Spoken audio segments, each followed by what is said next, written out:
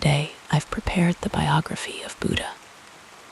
Before you fall asleep, make sure to tell us from where you're listening and what time it is.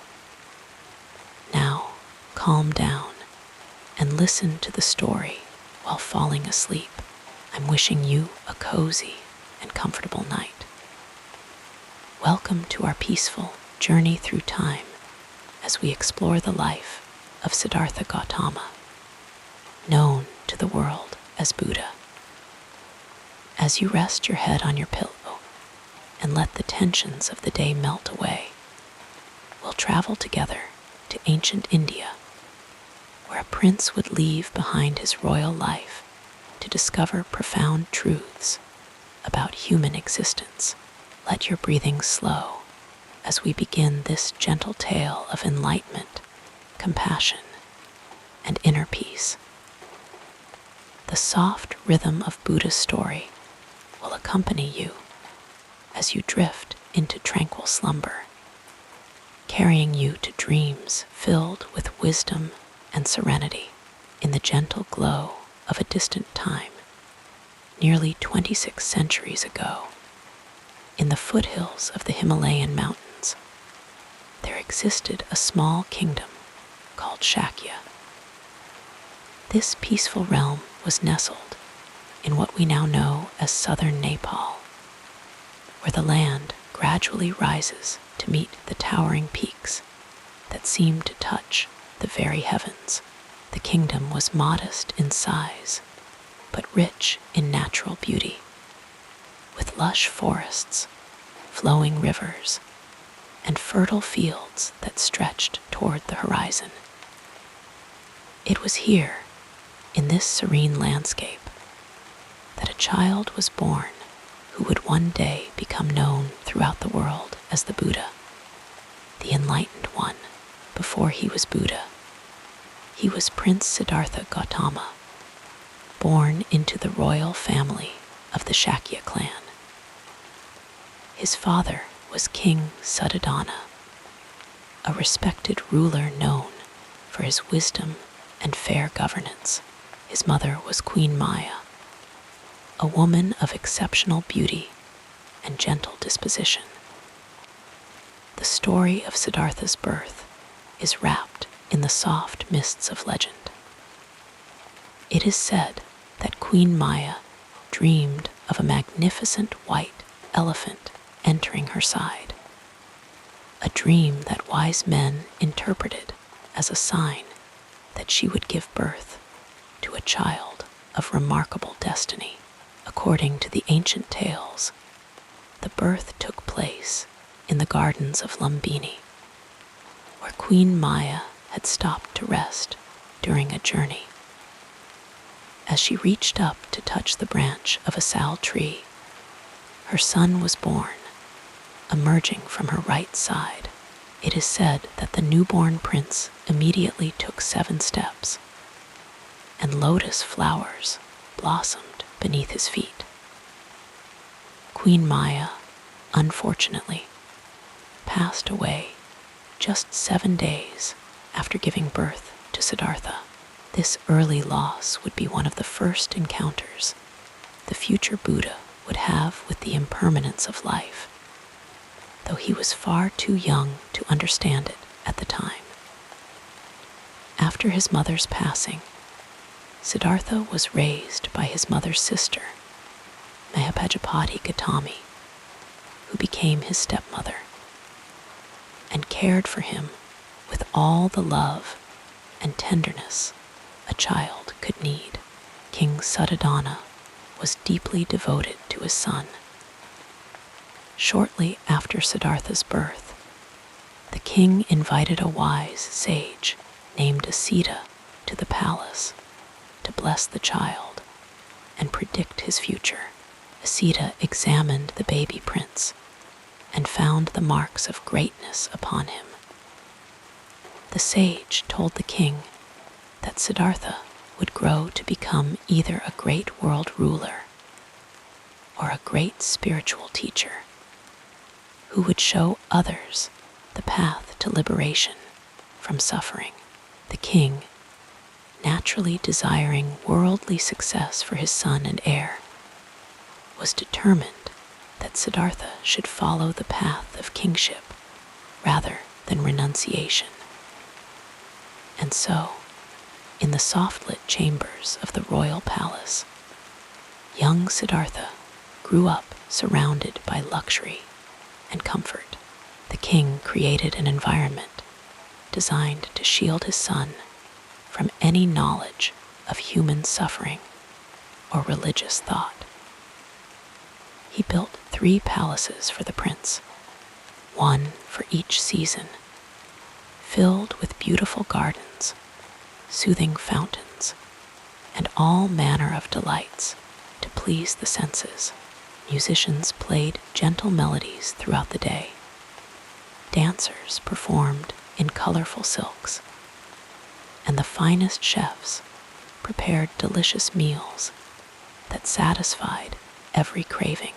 Siddhartha's childhood days flowed one into another like the gentle current of a stream. He received the finest education available, studying mathematics, literature, and the arts. He excelled in his studies, showing a quick mind and thoughtful nature, even as a young boy. His teachers often remarked on his unusual capacity for concentration and his natural compassion toward others. He was also trained in the martial arts, as befitted a prince of his standing, and demonstrated remarkable skill in archery, horseback riding, and swordsmanship. The rhythm of palace life continued in its sheltered perfection as Siddhartha grew into a handsome young man. His father arranged for him to be constantly surrounded by young, beautiful attendants. No one old, ill, or in any way touched by suffering was permitted near the prince. The king's intention was to immerse his son so completely in pleasure and beauty that he would never think to leave the palace or pursue a spiritual path.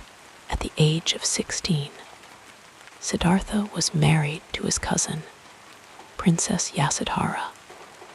After winning her hand in a contest of skill that demonstrated his mastery of the martial arts, their marriage was by all accounts a happy one, filled with love and mutual respect. The young couple lived together in the luxurious surroundings of the palace, their days passing in pleasant harmony. Years later, when Siddhartha was 29 years old, Yasudhara gave birth to their son, who was named Rahula, a name that some translate as fetter or bond, perhaps suggesting the ties that bind one to worldly life. The birth of his son brought Siddhartha great joy, but it also marked a turning point in his life, one that would eventually lead him away from the palace and toward his spiritual awakening. Despite King Suddhodana's careful efforts to shield his son from the realities of life outside the palace walls, Siddhartha's curious and contemplative nature could not be forever contained. The traditional accounts tell us that the prince eventually convinced his charioteer, Channa, to take him beyond the palace gates for a series of excursions into the neighboring town. These journeys beyond the palace walls unfolded like a gentle but profound awakening. On the first excursion, Siddhartha encountered an elderly person, bent with age, wrinkled and frail.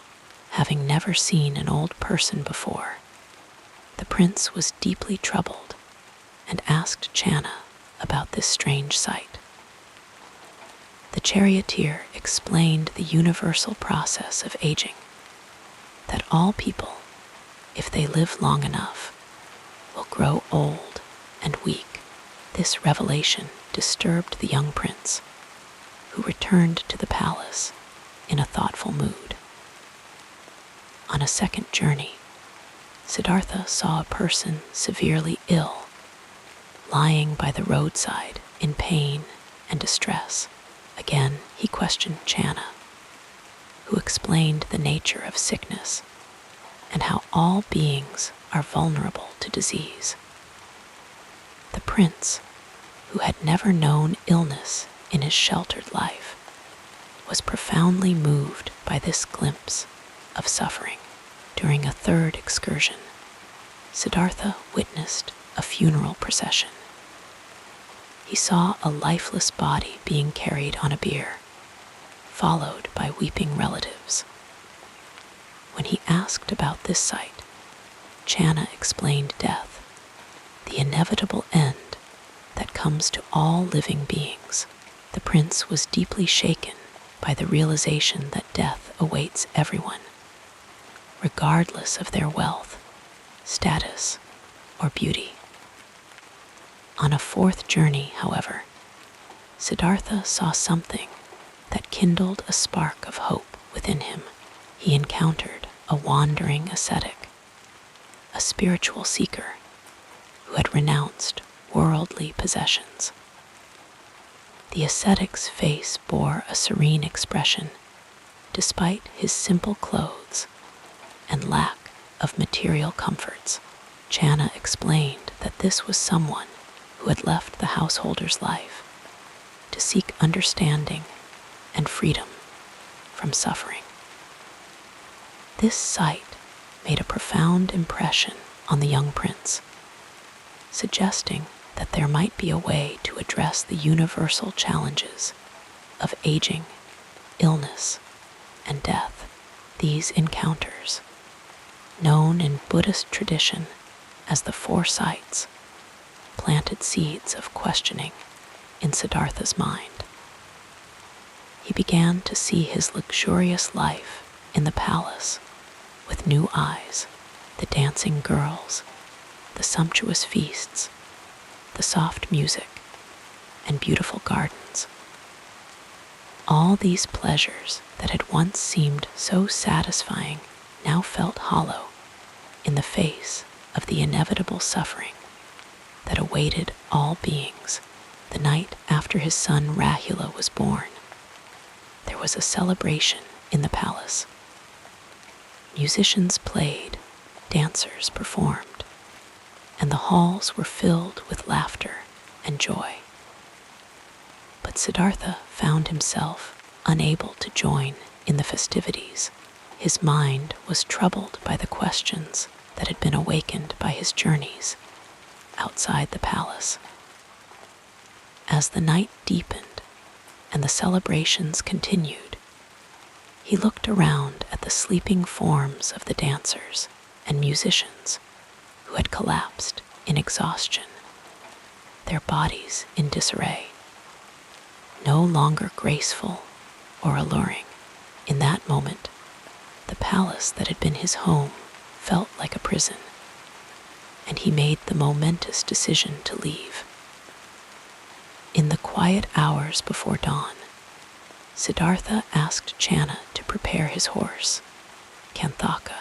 He went to the chamber where his wife and newborn son slept peacefully. Looking at them with love and sadness, he did not wake them for farewells, fearing that his resolve might weaken. Instead, he silently promised to return once he had found answers to the questions that now consumed him. Siddhartha and Channa rode through the palace gates under the cover of darkness. Legend says that the gods muffled the sound of Kanthaka's hooves so that no one would be awakened by their departure. They rode until they reached the edge of a forest, far from the kingdom. There, Siddhartha removed his princely ornaments and cut off his long hair with his sword, symbolically severing his ties to royal life. He exchanged his fine clothes for the simple robes of a wandering ascetic and asked Channa to return to the palace with his possessions and horse, along with the news that the prince had left to seek spiritual understanding.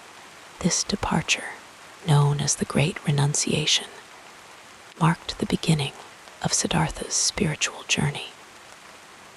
He was 29 years old when he left behind everything familiar: wealth, power, family, and comfort, to become a homeless seeker of truth. It was an extraordinary choice for a prince who had known only luxury and who had been groomed since birth to become a king. The world into which Siddhartha ventured was rich with spiritual traditions. The Indian subcontinent during this period, around the 5th century BCE, was in the midst of a time of significant philosophical and religious ferment. The traditional Vedic religion, with its emphasis on ritual sacrifices performed by Brahmin priests, was being questioned by various ascetic and philosophical movements. Wandering teachers propounded different paths to liberation, and forests were dotted with the hermitages of those who had left conventional society behind to pursue spiritual goals. Siddhartha first sought out respected teachers of his time. He studied with Alara Kalama, who taught him how to reach a meditative state called the realm of nothingness, a profound level of concentration. Siddhartha mastered this teaching so quickly that Alara Kalama invited him to stay and teach alongside him. But the prince felt that this meditative state, while peaceful, did not fully address the problem of suffering or lead to complete liberation. And so, with respectful thanks to his teacher, he moved on. Again, Siddhartha quickly mastered these teachings, but again found them insufficient for his quest. He thanked his teacher and continued his search, deciding that perhaps the path to enlightenment lay in extreme asceticism. Siddhartha joined a group of 5 ascetics in the forest and began practicing severe austerities. He engaged in prolonged fasting, reducing his food intake until he was eating just a few grains of rice each day. He exposed himself to the elements without seeking shelter and engaged in breath retention exercises that caused him great pain. His body became emaciated. His skin hung loose on his frame, and his spine protruded like a row of beads. He later described himself during this period as looking like a withered branch, his eyes sunken deep into their sockets, his hair falling out from malnutrition. For 6 years, Siddhartha pursued these extreme practices with unwavering determination. His 5 companions admired his extraordinary self-discipline and looked to him as their leader. But despite pushing his body to the very limits of endurance, Siddhartha found that these physical austerities brought him no closer to spiritual understanding. If anything, the weakness of his body began to cloud his mind, making clear thought and meditation more difficult rather than less. In a crucial moment of insight, Siddhartha remembered a day from his childhood when, sitting quietly under a rose apple tree while his father performed a plowing ceremony. He had spontaneously fallen into a state of meditation. That natural, balanced state had brought him a sense of joy and clarity that all his years of extreme asceticism had failed to produce. This memory suggested to him that perhaps the path to enlightenment lay not in self-mortification, but in a middle way between indulgence and austerity. Let us drift further into the story as we explore the next part of this fascinating journey.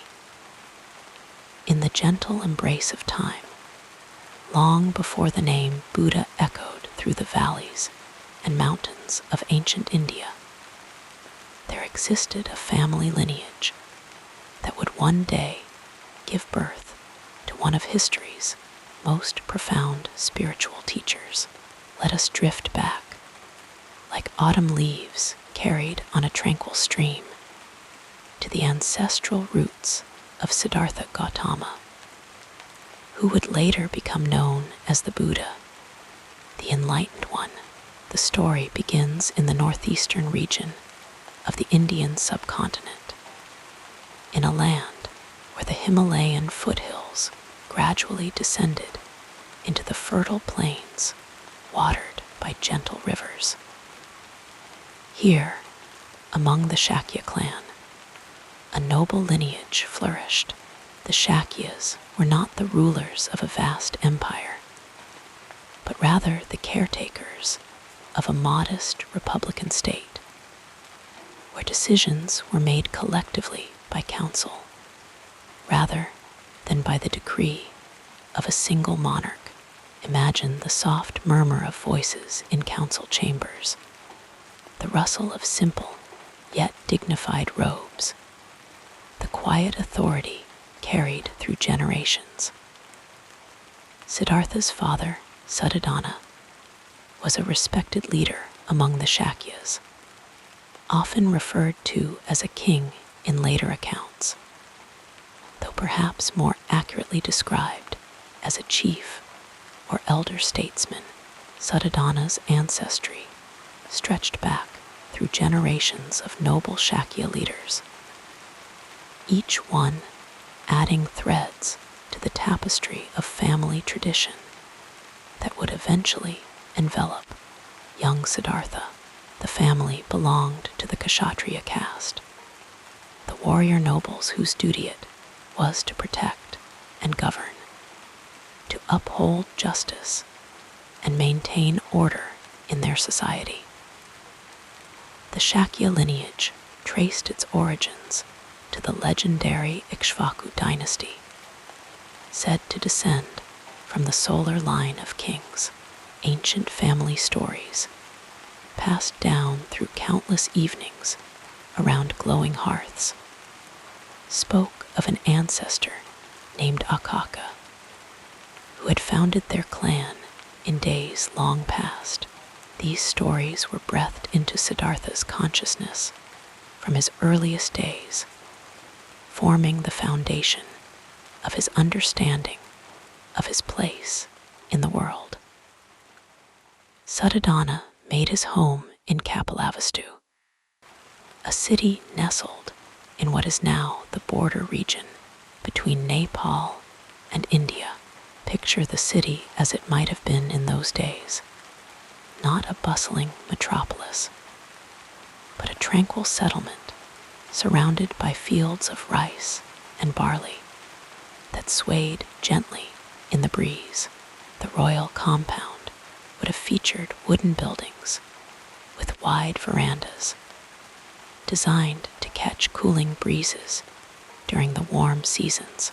Gardens with flowering trees provided shade and beauty, while ponds reflected the changing moods of the sky above. Into this setting came Maya, the woman who would become Siddhartha's mother. Maya was a princess from the neighboring Kalyan clan. Her marriage to Suddhodana creating an alliance between two noble families. Maya's name, meaning illusion in Sanskrit, carries a certain poetic resonance with her son's later teachings about the illusory nature of the material world. She was known for her beauty, her gentle disposition, and her virtuous character qualities that earned her deep respect among the Shakya people. Family tradition tells us that Maya had a remarkable dream before the birth of her son. As she slept peacefully one night, she dreamed that a white elephant with 6 tusks entered her side, bringing with it a sense of extraordinary joy. Wise men interpreted this dream as a sign that she would give birth to a child of remarkable destiny, one who would either become a great world ruler or a spiritual teacher of unparalleled wisdom. Following the customs of her time, when Maya knew her time of delivery was near, she set out to return to her parents' home for the birth, as was the tradition. The journey was unhurried, the entourage moving at a gentle pace along roads shaded by ancient trees. It was during this journey, in a garden called Lumbini, that Maya stopped to rest. As she reached up to grasp a branch of a sal tree, her son was born. The date of this birth is placed somewhere around 563 BCE, though ancient calendars and modern scholarship sometimes suggest different years. Sadly, the family story takes a melancholy turn here, as Maya passed away just 7 days after giving birth. The infant Siddhartha was then raised by his mother's sister, Mahapajapati Gautami, who was also married to Suddhodana. Mahapajapati embraced the child as her own, nurturing him with tender care, her love flowing as naturally as the rivers that watered their lands. She would later become an important figure in her own right, eventually becoming the first woman to be ordained as a Buddhist nun. The childhood home of Siddhartha was one of comfort and privilege, though not extravagant by the standards of larger kingdoms. Suddhodana, perhaps influenced by the prophecies surrounding his son's birth, was determined that Siddhartha should follow in his footsteps as a ruler, rather than taking the path of spiritual renunciation. Family accounts tell us that he created an environment designed to shield the young prince from any knowledge of human suffering or religious calling. Within the family compound, Siddhartha was surrounded by beauty and pleasure. The gardens were kept in perpetual bloom, with flowers selected to ensure that fading blossoms were quickly replaced before the prince could witness decay. Servants were instructed to maintain a cheerful demeanor at all times, and anyone showing signs of illness or aging was kept far from the young prince's sight.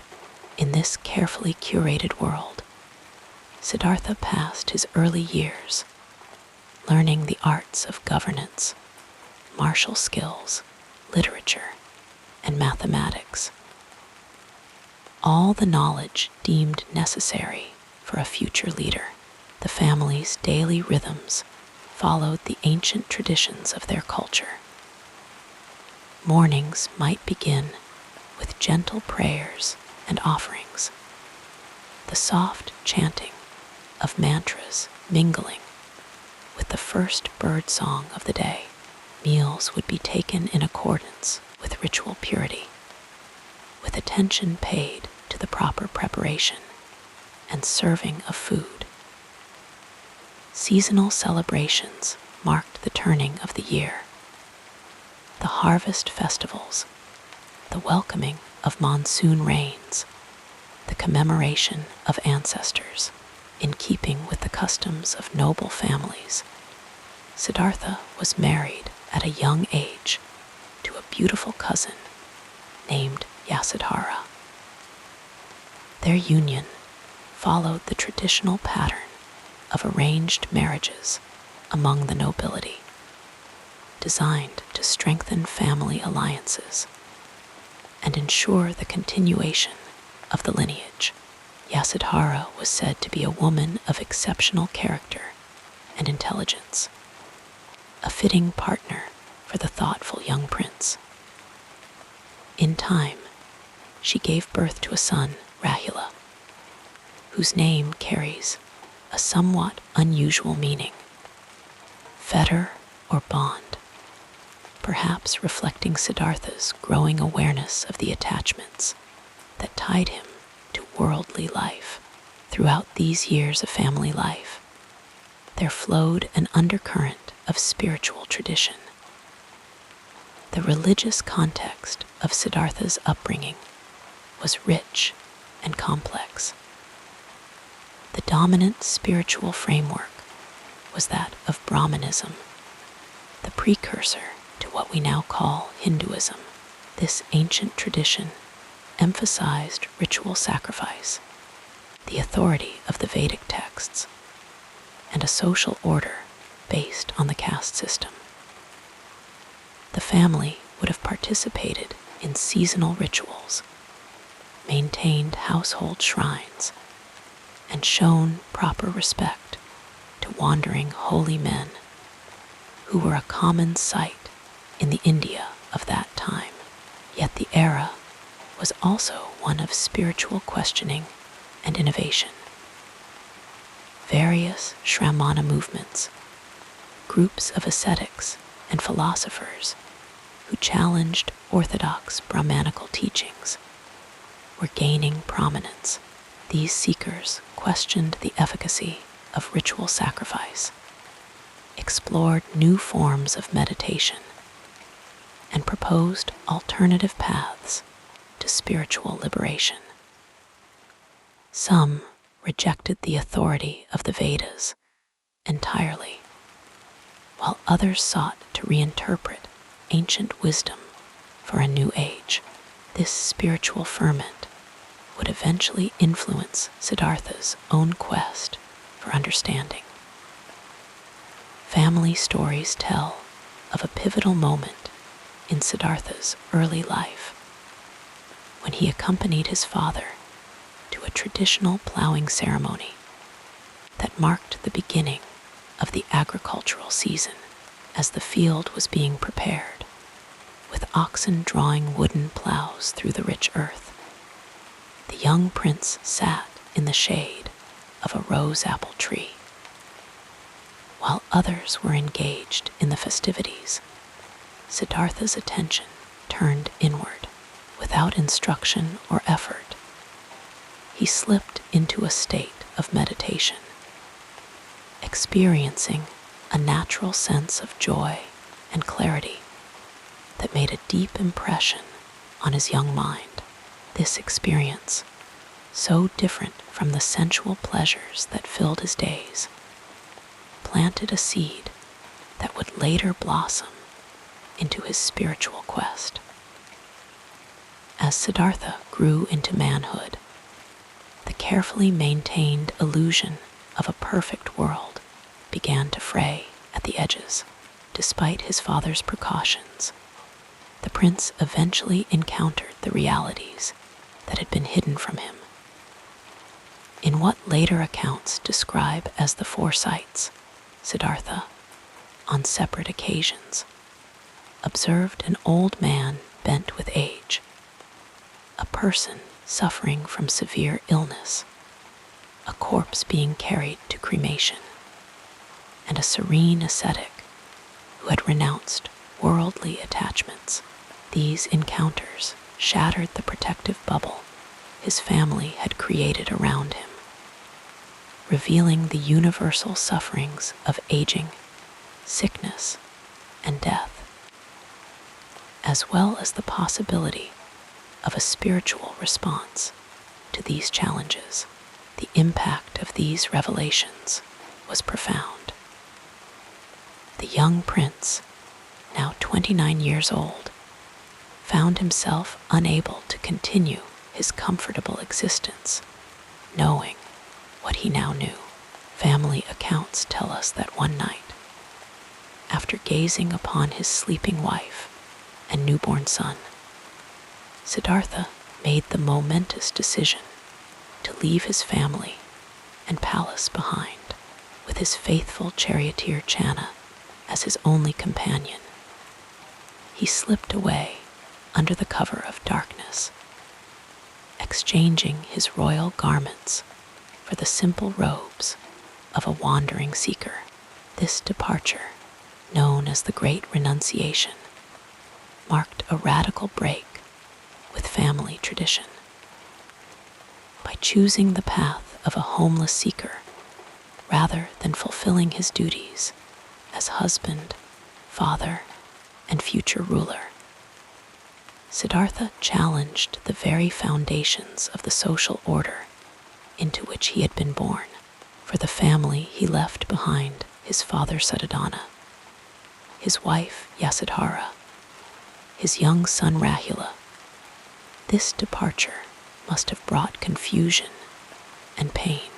Yet in later years, after Siddhartha's enlightenment, many of his family members would themselves become his disciples, finding in his teachings a wisdom that transcended traditional family bonds. After leaving his family behind, Siddhartha sought guidance from renowned spiritual teachers of his day. He studied with Alara Kalama and Adaka Ramapada, mastering the meditation techniques they taught, and quickly reaching the highest states of consciousness they recognized. Yet he found that even these advanced spiritual states did not provide the complete liberation from suffering that he sought. Deciding that perhaps the path to enlightenment lay in extreme asceticism, Siddhartha joined a group of 5 ascetics in the forest and began practicing severe austerities. He engaged in prolonged fasting, reducing his food intake until he was eating just a few grains of rice each day. He exposed himself to the elements without seeking shelter and engaged in breath retention exercises that caused him great pain. His body became emaciated, his skin hung loose on his frame, and his spine protruded like a row of beads. He later described himself during this period as looking like a withered branch, his eyes sunken deep into their sockets, his hair falling out from malnutrition. For 6 years, Siddhartha pursued these extreme practices with unwavering determination. His 5 companions admired his extraordinary self-discipline and looked to him as their leader. But despite pushing his body to the very limits of endurance, Siddhartha found that these physical austerities brought him no closer to spiritual understanding. If anything, the weakness of his body began to cloud his mind, making clear thought and meditation more difficult rather than less. In a crucial moment of insight, Siddhartha remembered a day from his childhood when, sitting quietly under a rose apple tree while his father performed a plowing ceremony, he had spontaneously fallen into a state of meditation. That natural, balanced state had brought him a sense of joy and clarity that all his years of extreme asceticism had failed to produce. This memory suggested to him that perhaps the path to enlightenment lay not in self-mortification, but in a middle way between indulgence and austerity. The peaceful narrative of this life continues as we turn our attention to what happened next. In the ancient kingdom of Kapilavastu, nestled in the foothills of the Himalayas, in what is now Nepal, a gentle breeze carried the sweet scent of flowering trees through the peaceful countryside. This was the world into which Siddhartha Gautama, who would one day be known as the Buddha, was born around the 6th century BCE. Let us drift back through time, like leaves floating on a tranquil stream, to experience the soft rhythms and gentle textures of the young prince's childhood world. The landscape surrounding Kapilavastu was one of extraordinary beauty and serenity.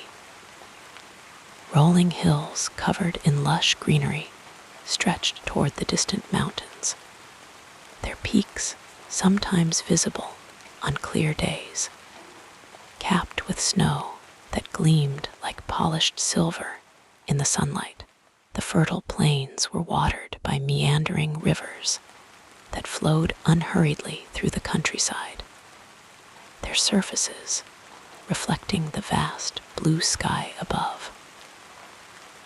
During the monsoon season, these waters would swell and nourish the earth, turning the fields into a vibrant tapestry of emerald green. Siddhartha's father, King Suddhodana of the Shakya clan, ruled over this prosperous agricultural region.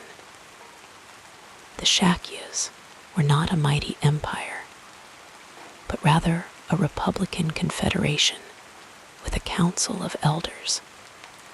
Though Suddhodana held significant influence as their elected leader, their modest kingdom was known for its rice fields, which stretched across the valley floors like patchwork quilts in varying shades of green and gold, depending on the season. The royal palace where young Siddhartha spent his earliest years was not the imposing structure of marble and gold that we might imagine today. Rather, it was a spacious wooden mansion built in the architectural style of the time, with wide verandas and courtyards open to the gentle breezes. The structure was elevated on stilts, a practical design that provided protection from wild animals and seasonal flooding, while allowing air to circulate freely beneath the floors, keeping the living spaces cool during the warm months. The walls of the palace were adorned with intricate wooden carvings depicting scenes from nature and mythology. Soft textiles in rich colors hung from doorways and windows, moving gently in the breeze like whispers of color. The floors were polished until they gleamed, cool beneath bare feet. Large windows allowed natural light to spill into the rooms, creating patterns that shifted throughout the day as the sun made its unhurried journey across the sky. In the mornings, Siddhartha would wake to the soft sounds of the palace coming to life. The distant calls of peacocks might reach his ears, along with the gentle rustling of servants preparing for the day. The air would be cool and fresh, carrying the delicate fragrance of night-blooming jasmine that lingered until the warmth of the sun dispersed it. As the day progressed, these scents would blend with the aroma of incense burned in daily rituals, and the earthy smell of the wooden structures warmed by sunlight. The palace gardens were places of particular beauty and tranquility. Flowering trees provided dappled shade, their blossoms releasing sweet perfumes into the air. Lotus ponds reflected the sky, their surfaces occasionally disturbed by the movement of colorful fish or the gentle landing of a dragonfly. It was in these gardens that young Siddhartha would often sit in quiet contemplation, observing the small wonders of nature unfolding around him, the patient work of ants, the delicate unfurling of new leaves, the silent opening of flower petals to the morning sun. Beyond the palace walls lay the town of Kapilavastu itself, a collection of mostly wooden buildings with thatched roofs. The streets were not paved, but packed earth, which turned to mud during the rainy season. In the dry months, a fine dust would rise from these pathways, coating everything with a thin layer of earth that sparkled in the sunlight. The marketplace was the bustling heart of the community, where farmers brought their produce, artisans displayed their crafts, and merchants offered goods from distant lands. The sounds of town life created a gentle symphony, the rhythmic chopping of vegetable sellers preparing their wares, the soft clinking of potters' tools shaping clay, the melodic calls of merchants advertising their goods, and the occasional laughter of children playing in the narrow spaces between buildings.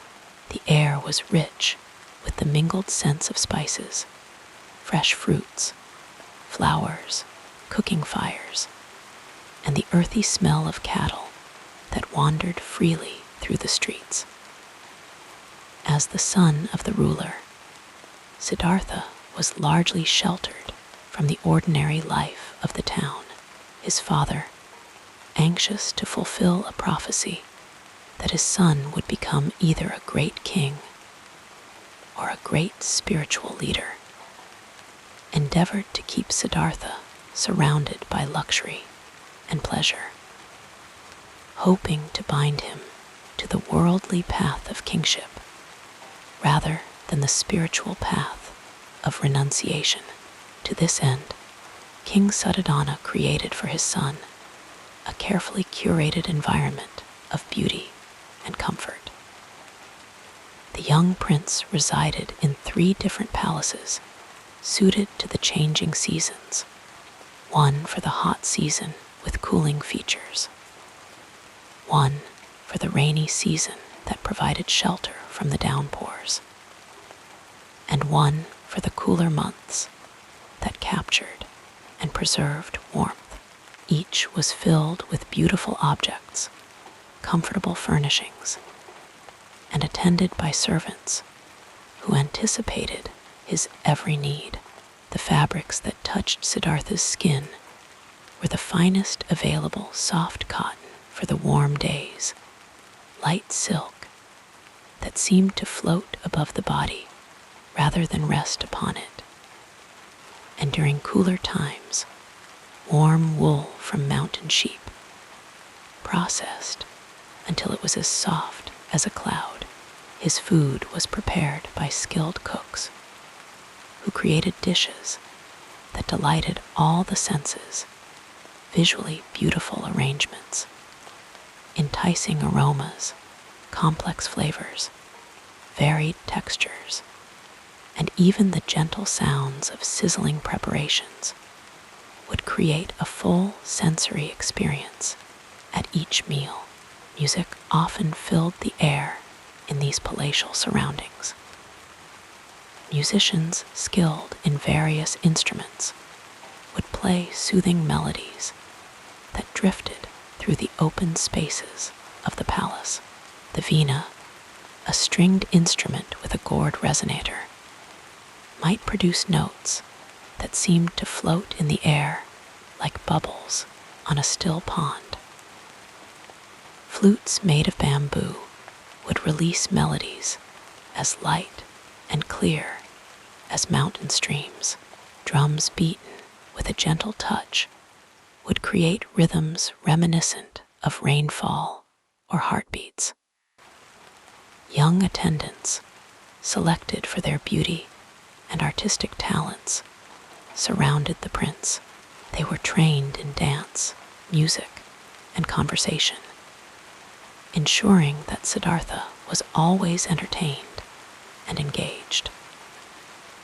Their laughter would ring through the courtyards like silver bells, their movements as graceful as reeds, swaying in a gentle breeze. They wore flowers in their hair that released their fragrance with each movement, adding to the sensory richness of the environment. The education provided to the young prince was comprehensive but carefully controlled. He learned the traditional Vedic knowledge expected of a noble youth: literature, mathematics, philosophy, and the arts of war that a future ruler would need to master. His teachers were respected scholars who presented knowledge in a way that was engaging and accessible, using stories and practical demonstrations rather than dry recitation. Physical training was also an important part of Siddhartha's upbringing. He learned archery, horseback riding, and swordsmanship in the palace grounds, developing a strong, agile body to complement his quick mind. These lessons often took place in the cool morning hours, when the air was fresh and energizing. The grass still touched with dew that sparkled like scattered diamonds in the early light. Despite the king's efforts to create a perfect world within the palace walls, glimpses of the wider reality would occasionally reach the sensitive young prince. Perhaps a withered leaf would float down from a tree, landing at his feet as a silent reminder of impermanence. Maybe the distant sound of someone crying in pain would reach his ears on the wind, raising questions about suffering that his comfortable surroundings could not answer. Such moments would plant seeds of contemplation in Siddhartha's mind, seeds that would eventually grow into his quest for deeper understanding. The natural environment beyond the immediate confines of the palace and town also played a significant role in shaping Siddhartha's consciousness. The rhythm of the seasons was particularly pronounced in this region, each bringing its own distinct atmosphere and activities. The hot season would arrive with intensifying warmth, when the sun seemed to hang in the sky for endless hours, warming the earth until it released waves of heat that shimmered visibly in the distance. During these months, activities would slow to a gentle pace, with people seeking the shade of trees or the relative coolness of indoor spaces during the hottest part of the day. Then would come the monsoon, when the skies would darken with heavy clouds that eventually released their burden in prolonged downpours. The sound of rain falling on the palace roof created a soothing percussion that could lull one into a meditative state. The earth would drink deeply, and seemingly overnight, plants would respond with explosive growth, unfurling new leaves and shoots in a celebration of renewal. The air during this season carried a distinctive scent, the smell of rain on dry earth, one of the most primal and comforting aromas known to humankind. Following the rains, the cooler season would arrive, bringing clear skies and gentle temperatures. This was perhaps the most pleasant time in Kapilavastu, when the landscape was still green from the monsoon, but the air was crisp and invigorating. During these months, more activities would take place outdoors, and it was likely during such a season that young Siddhartha had his first meditative experience under the rose apple tree. It was a day of ceremonial significance, the first plowing of the season, and King Suddhodana himself participated in the ritual, guiding a golden plow through the earth to symbolize the beginning of the agricultural cycle. The fields were filled with people, the air vibrant with their voices, and the lowing of oxen. Colors seemed especially vivid that day: the rich brown of freshly turned earth, the deep blue of the sky, the green of trees, and the bright hues of ceremonial clothing worn by participants. While the ceremony proceeded, young Siddhartha found himself sitting in the shade of a rose apple tree, slightly removed from the activities. The dappled light fell through the leaves in shifting patterns on the ground around him.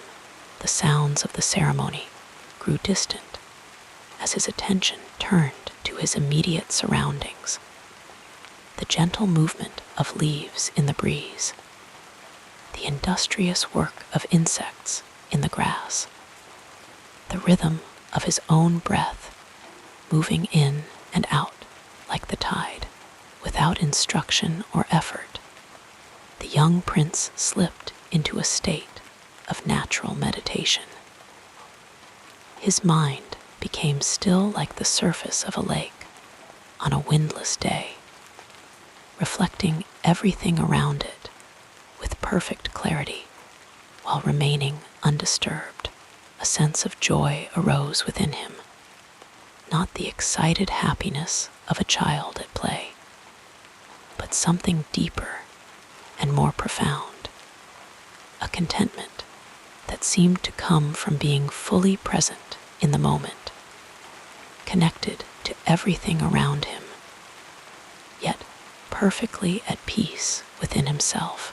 This experience under the rose apple tree would remain with Siddhartha, a memory of natural balance and harmony that would eventually guide him away from the path of extreme asceticism. Years later, after leaving his life of luxury, and then subsequently abandoning the severe austerities that had reduced his body to a skeletal state, he would recall this childhood moment of spontaneous meditation. In that recollection, he would find the key to what would become known as the middle way, a path of moderation between the extremes of self-indulgence and self-mortification. The physical environment of Siddhartha's childhood, with its natural beauty and rhythms, the carefully created luxury of the palace, and the glimpses of ordinary life beyond its walls, all contributed to the formation of the man who would become the Buddha. The sensory richness of his early years would inform his later teachings on mindfulness and presence. The contrast between his sheltered upbringing and his eventual encounters with suffering would spark his quest for understanding, and that quiet moment under the rose-apple tree would provide a touchstone for his most important insights. As we imagine these scenes from so long ago, we too can feel ourselves growing peaceful, our breathing slowing to match the unhurried rhythm of this ancient tale. We can almost feel the gentle breeze of Kapilavastu on our skin, hear the distant sounds of palace life, and sense the profound quiet that surrounded a young prince as he sat beneath a tree, unwittingly taking his first steps on the path to enlightenment. And as these images and sensations wash over us, we too might find ourselves drifting into a state of tranquil awareness, the perfect prelude to restful sleep. As you relax deeper, let us now softly explore the next chapter of this soothing biography. In the gentle, nurturing environment of his father's kingdom, young Siddhartha's education unfolded like the petals of a lotus flower, opening slowly in the morning sun. His formal studies began at a young age, as was customary for children of royal lineage. The king Suddhodana, ever mindful of his son's destiny as a future ruler, ensured that Siddhartha received the finest education available in that time. Each morning, as the mist rose from the palace gardens and birds began their soft morning songs, Siddhartha would meet with his tutors in pavilions designed for learning. The air would be cool and fresh, carrying the subtle fragrance of jasmine and lotus blossoms from the nearby ponds. In these peaceful settings, the young prince began his journey into knowledge. His primary teacher in matters of literature and language was the wise Vishvamitra, a scholar renowned throughout the kingdom for his vast knowledge and gentle teaching methods. Vishvamitra would sit cross-legged on a cushioned mat, his long white beard flowing over his simple robes, as he introduced Siddhartha to the ancient texts. The teacher's voice, melodious and unhurried, would guide the prince through the sacred Vedas, those ancient repositories of wisdom that had been passed down through countless generations. The Vedas, with their hymns and philosophical musings, their rituals and cosmic speculations, opened Siddhartha's mind to the depth and breadth of human thought. He learned of the gods and goddesses, of creation myths and ethical precepts, of the nature of existence and the purpose of life. These texts, recited in the ancient Sanskrit language, required not just memorization, but deep contemplation. As soft afternoon light filtered through the latticed windows of the study pavilion, Vishvamitra would encourage Siddhartha to question, to probe, to seek understanding beyond mere words. The young prince proved to be an exceptional student, his mind quick and curious, his memory remarkable.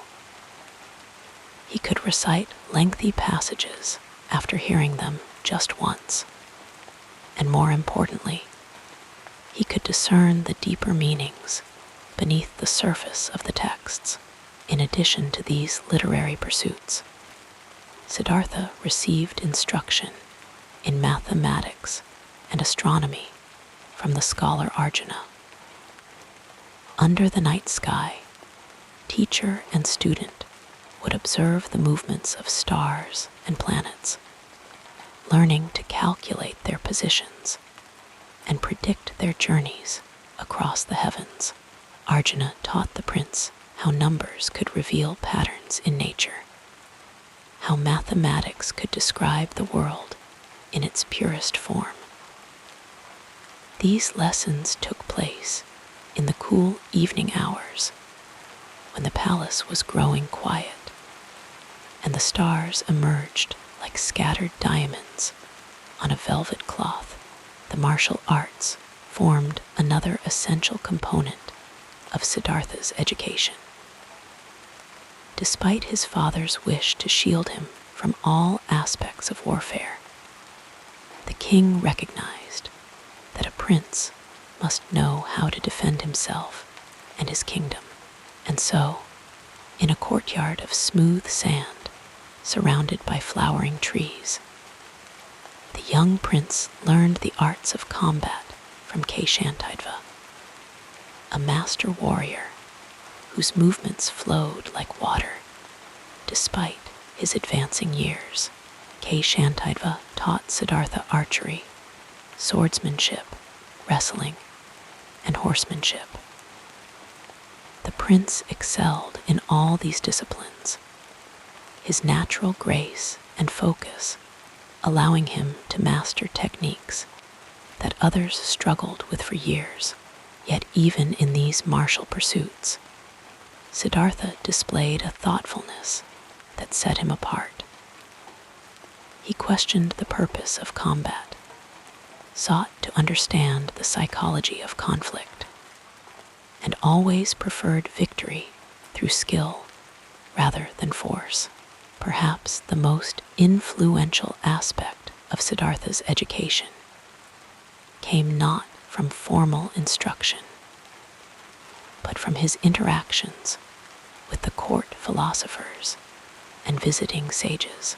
His father's palace often hosted learned men from across the region, scholars and ascetics who brought with them diverse perspectives and teachings. The king, while wishing to shield his son from religious ideas that might lead him away from royal life, could not deny the prince's intellectual curiosity. In the cool shade of the palace gardens, among fragrant flowering trees and the gentle sounds of fountains, Siddhartha would engage these visitors in long conversations. He listened to Brahmins expound on ritual and sacrifice, to Jain ascetics describe their path of nonviolence and extreme self-denial, to materialist philosophers who denied the existence of anything beyond the physical world. Each perspective added another layer to his understanding, like gentle waves washing onto the shore of his consciousness. One such visitor who left a particularly deep impression was the wandering sage Alakamanda, with his weather-worn face and eyes that seemed to hold the wisdom of centuries. Alakamanda spoke of suffering and impermanence in ways that resonated with something deep within Siddhartha's being. Their conversations would often continue into the night, with oil lamps casting soft, flickering light over their thoughtful faces as they explored questions of existence and purpose. All things that arise must also pass away, Alakamanda would say, his voice as soft as falling leaves. The flower blooms, then withers. The moon waxes, then wanes. Even the mightiest mountain is slowly worn down by the gentle persistence of rain. And these words settled into Siddhartha's mind like seeds waiting for the right conditions to germinate. Though he could not yet fully grasp their significance, They created a foundation for understanding that would support his later insights as Siddhartha moved through adolescence into young adulthood. His education expanded to include statecraft and governance. His father, ever hopeful that his son would embrace his destiny as a ruler rather than a renunciant, arranged for him to learn the practical arts of kingship.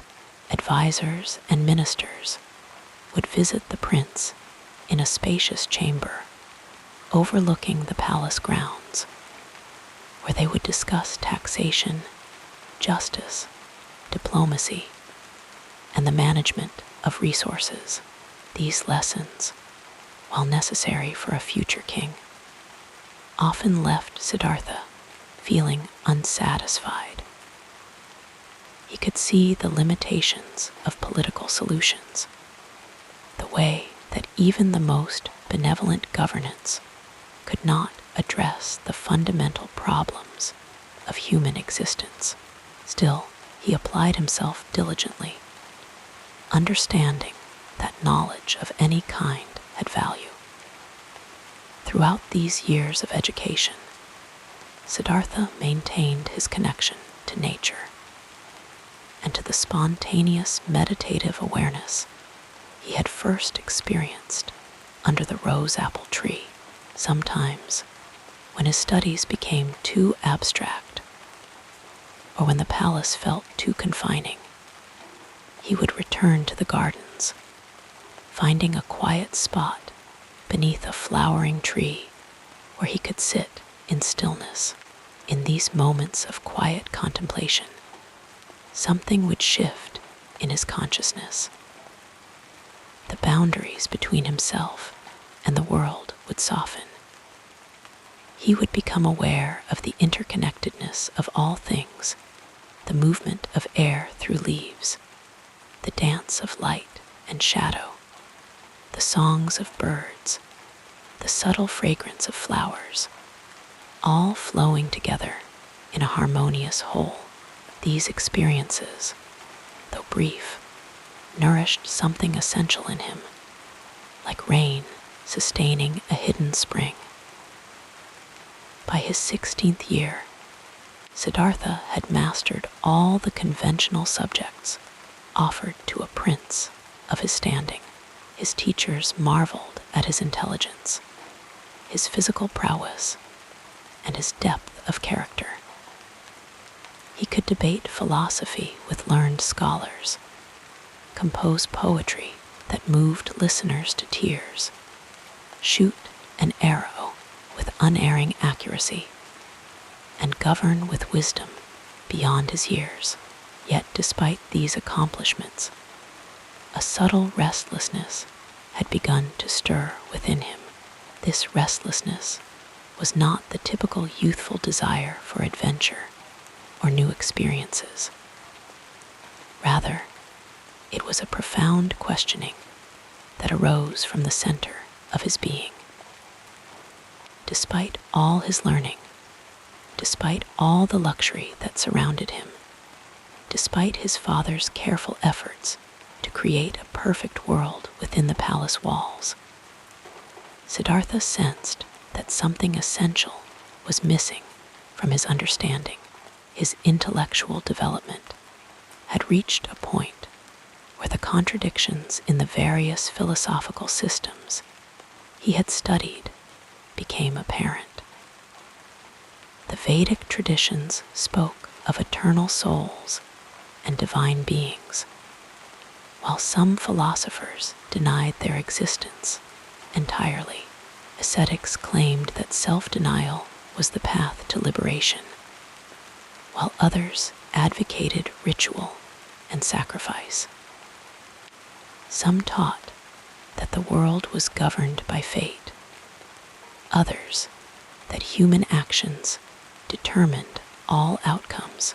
These contradictions created a gentle tension in Siddhartha's mind, like a soft but persistent breeze that gradually shapes a tree.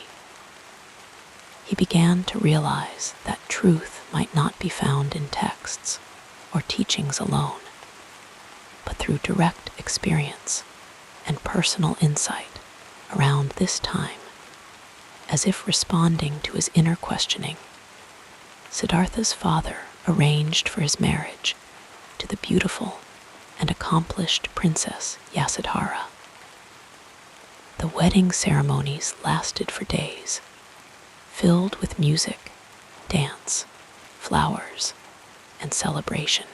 Yasodhara proved to be not just a companion, but a thoughtful partner who could engage with Siddhartha's philosophical inquiries and support his contemplative nature. In the quiet evenings, as soft lamplight illuminated their chambers and the sounds of the palace grew distant, they would share their thoughts on life's deeper questions. Yasodhara had received an education unusual for women of her time, and her perspective often offered Siddhartha fresh insights. Her presence in his life brought a new dimension to his understanding, as he experienced the deep connection and mutual care that can exist between two beings. For several years, Siddhartha lived this life of learned luxury, continuing his studies while fulfilling his duties as a prince and husband. The birth of his son, Rahula, brought new joy and also new questions about the nature of attachment and love. Holding his infant son in the cool pre-dawn hours, watching the tiny chest rise and fall with each breath, Siddhartha felt both overwhelming tenderness and a strange, poignant awareness of vulnerability. All the while, though contentment seemed to surround him like a soft, warm blanket, that subtle restlessness continued to grow within. Questions arose in his mind that none of his teachers could fully answer. What is the true nature of happiness? Why does suffering exist? Is there a way to find lasting peace amidst the constantly changing conditions of life? His father, sensing this restlessness, attempted to distract Siddhartha by providing even more pleasures and responsibilities. New entertainers were brought to the palace. More feasts were held. Additional territories were placed under the prince's administration. But these efforts, well-intentioned as they were, could not address the deeper stirring in Siddhartha's soul. It was around this time that the famous encounters occurred. Siddhartha's meetings with an old man, a sick person, a corpse, and a wandering ascetic. These experiences, whether they happened exactly as the traditional accounts describe, or in some more gradual way, crystallized his understanding of the universal nature of suffering and sparked his determination to find a solution. The education that had begun in the peaceful pavilions of his father's palace, that had continued through conversations with sages and scholars, through observation of nature and human affairs, now required something more. Siddhartha realized that to truly understand the nature of existence, he would need to leave behind the comfortable confines of his privileged life and seek direct experience of the world. And so, in the quiet of night, with one last look at his sleeping wife and child, Prince Siddhartha departed from the palace. His formal education had ended, but his deepest learning was just beginning. The questions that had formed in his mind during those years of study would guide his search. The skills he had developed would sustain him, and the memory of that childhood meditation beneath the rose apple tree would eventually lead him back to the middle path. As we contemplate this period of learning and growth in the Buddha's life, we might feel our own thoughts growing quieter, our own questions settling into a peaceful acceptance of mystery. The gentle rhythm of this ancient story carries us along like a boat on a calm river, moving slowly toward the ocean of sleep. Each breath becomes a little deeper, a little slower, as we imagine the young prince sitting beneath flowering trees, studying ancient texts by lamplight, gazing at stars with his teachers, all those centuries ago. And in that imagining, we too find a moment of tranquility, a pause in our own seeking, a perfect preparation for the deep rest that awaits us. Our soothing biography continues with a look at the next important period in this incredible life. In the soft glow of memory, we can trace the figures who appeared like gentle guides along the winding path of Siddhartha's life, each one leaving an imprint on his heart and mind. His journey was not walked alone, but accompanied by those whose wisdom, kindness, or even their suffering became lanterns illuminating his way. Some stayed only for a season. Others remained as quiet influences long after their presence had faded. But all played their part in shaping the man who would one day sit beneath the Bodhi tree and awaken to the truth of existence. The first of these guiding lights was his father, King Suddhodana, who surrounded his son with beauty and comfort, shielding him from the harshness of the world. Though this protection would one day be left behind, the love of his father was a foundation, a safe harbor from which Siddhartha could later venture into the unknown. The king's hopes for his son were great.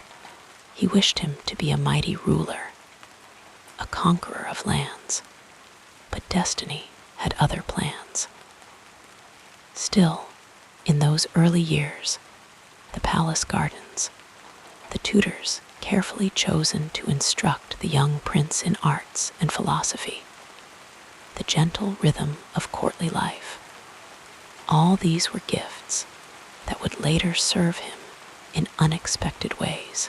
Among those tutors was the wise sage Visvamitra, who taught Siddhartha the sacred scriptures of the Vedas, the hymns and rituals that had been passed down through generations. The prince learned to recite the ancient verses, their rhythms flowing like a river through his mind. But even then, he sensed that there was something more beneath the words, a deeper truth waiting to be uncovered. Visvamitra, seeing the young man's restlessness, encouraged him not just to memorize, but to question, to ponder, an early seed of the inquiry that would later lead Siddhartha beyond the walls of tradition. Then there was his mother, Queen Maya, whose presence, though brief, lingered like a whisper in his heart. She passed from this world soon after his birth, but the stories of her grace, her kindness, and the luminous dream that foretold his birth stayed with him. In later years, when Siddhartha sought to understand the nature of suffering, he would remember her absence, the first great loss of his life, and wonder at the impermanence of all things. As he grew, Other voices joined the chorus of his education. The palace grounds were often visited by wandering ascetics, their robes the color of dust, their eyes alight with the fire of spiritual seeking. These were the Esecute-Ramanas, men who had renounced worldly comforts in pursuit of liberation. Though his father discouraged their influence, Siddhartha found himself drawn to their presence, listening to their debates, watching as they sat in meditation beneath the trees. Their discipline fascinated him. Their willingness to endure hardship for the sake of truth, planting a seed that would one day blossom into his own great renunciation. When the time came for him to leave the palace, it was not aimless wandering that guided his steps, but the memory of these encounters, the pull of a question that had grown too large to be contained within walls of stone and silk. He sought out teachers, those who had mastered the mind's mysteries, and for a time he sat at their feet, absorbing their wisdom like parched earth drinking in rain. First came Alara Kalama, a master of meditation, who taught Siddhartha to still the restless waves of thought, to enter into states of deep absorption, where the self seemed to dissolve into boundless space. Under his guidance, the prince learned swiftly, soon reaching the same heights of concentration as his teacher. Yet, even in this blissful stillness, he sensed that something was missing. "This is not the end of suffering," he murmured, and with gratitude for the lessons received, he continued his search. Next was Adaka Ramapada, who led him even deeper into the realms of meditative absorption, beyond thought, beyond perception, into a state of neither existence nor non-existence. Here, Siddhartha touched the edges of a profound peace, yet still, he felt the quiet ache of incompleteness. This is not liberation, he realized. Though he had surpassed even his teacher's attainments, the question of suffering remained unanswered. These two great sages had given him invaluable tools: the discipline of the mind, the ability to focus, to transcend ordinary awareness. But the ultimate truth still eluded him. With deep respect, he parted from them, knowing that the answers he sought lay not in another's teachings, but in the depths of his own experience. Then came the years of austerity, the harsh trials of self-denial, where Siddhartha pushed his body to the brink. Believing that liberation could be found through extreme asceticism, he sat in the scorching sun. He fasted until his ribs pressed against his skin. He endured cold and heat, all in the hope of breaking through to truth. 5 companions joined him in these trials, their admiration for his determination binding them together in shared struggle. Yet even here, at the limits of endurance, he found no answer, only exhaustion. A body broken, but a mind still restless. It was then that a memory surfaced, soft as a breeze from long ago. The day, as a child, when he had sat beneath the rose-apple tree, watching the world in quiet stillness, his breath steady, his heart at ease. In that moment, he had touched something pure, a balance between indulgence and deprivation. And so, with slow, aching movements, He rose from his ascetic practices, accepted a bowl of rice milk offered by a kind village woman, and allowed his body to regain its strength. His companions, dismayed by what they saw as weakness, left him, and Siddhartha found himself alone once more. But he was not truly alone. The earth was his witness, the stars his silent companions, and in the quiet, he understood that the path to awakening lay not in extremes, but in the middle way. The lessons of his teachers had brought him here, to this moment of clarity, where he could finally sit beneath the bodhi tree and face the last shadows of doubt and desire. And when the morning star rose in the sky, and his eyes opened to the truth of all things, he knew that every step, every teacher, every hardship and joy had been part of the journey, even those who had opposed him, the temptations of Mara, the doubts that had whispered in the dark had, in their own way, been guides, honing his resolve like a blade tempered in fire. Now, as we drift toward sleep, we might imagine these figures moving like shadows in the candlelight of memory, his father's protective love, the sages with their patient wisdom, the ascetics with their fierce discipline, the kind woman who offered nourishment when it was most needed. Each one played their part, each one a ripple in the great river that carried Siddhartha to awakening. And so, as our own thoughts grow softer, our breaths deeper, we can rest in the knowledge that even the greatest journeys are shaped by those we meet along the way. The story of the Buddha is not just one man's search, but a tapestry woven from countless encounters, each thread essential to the whole.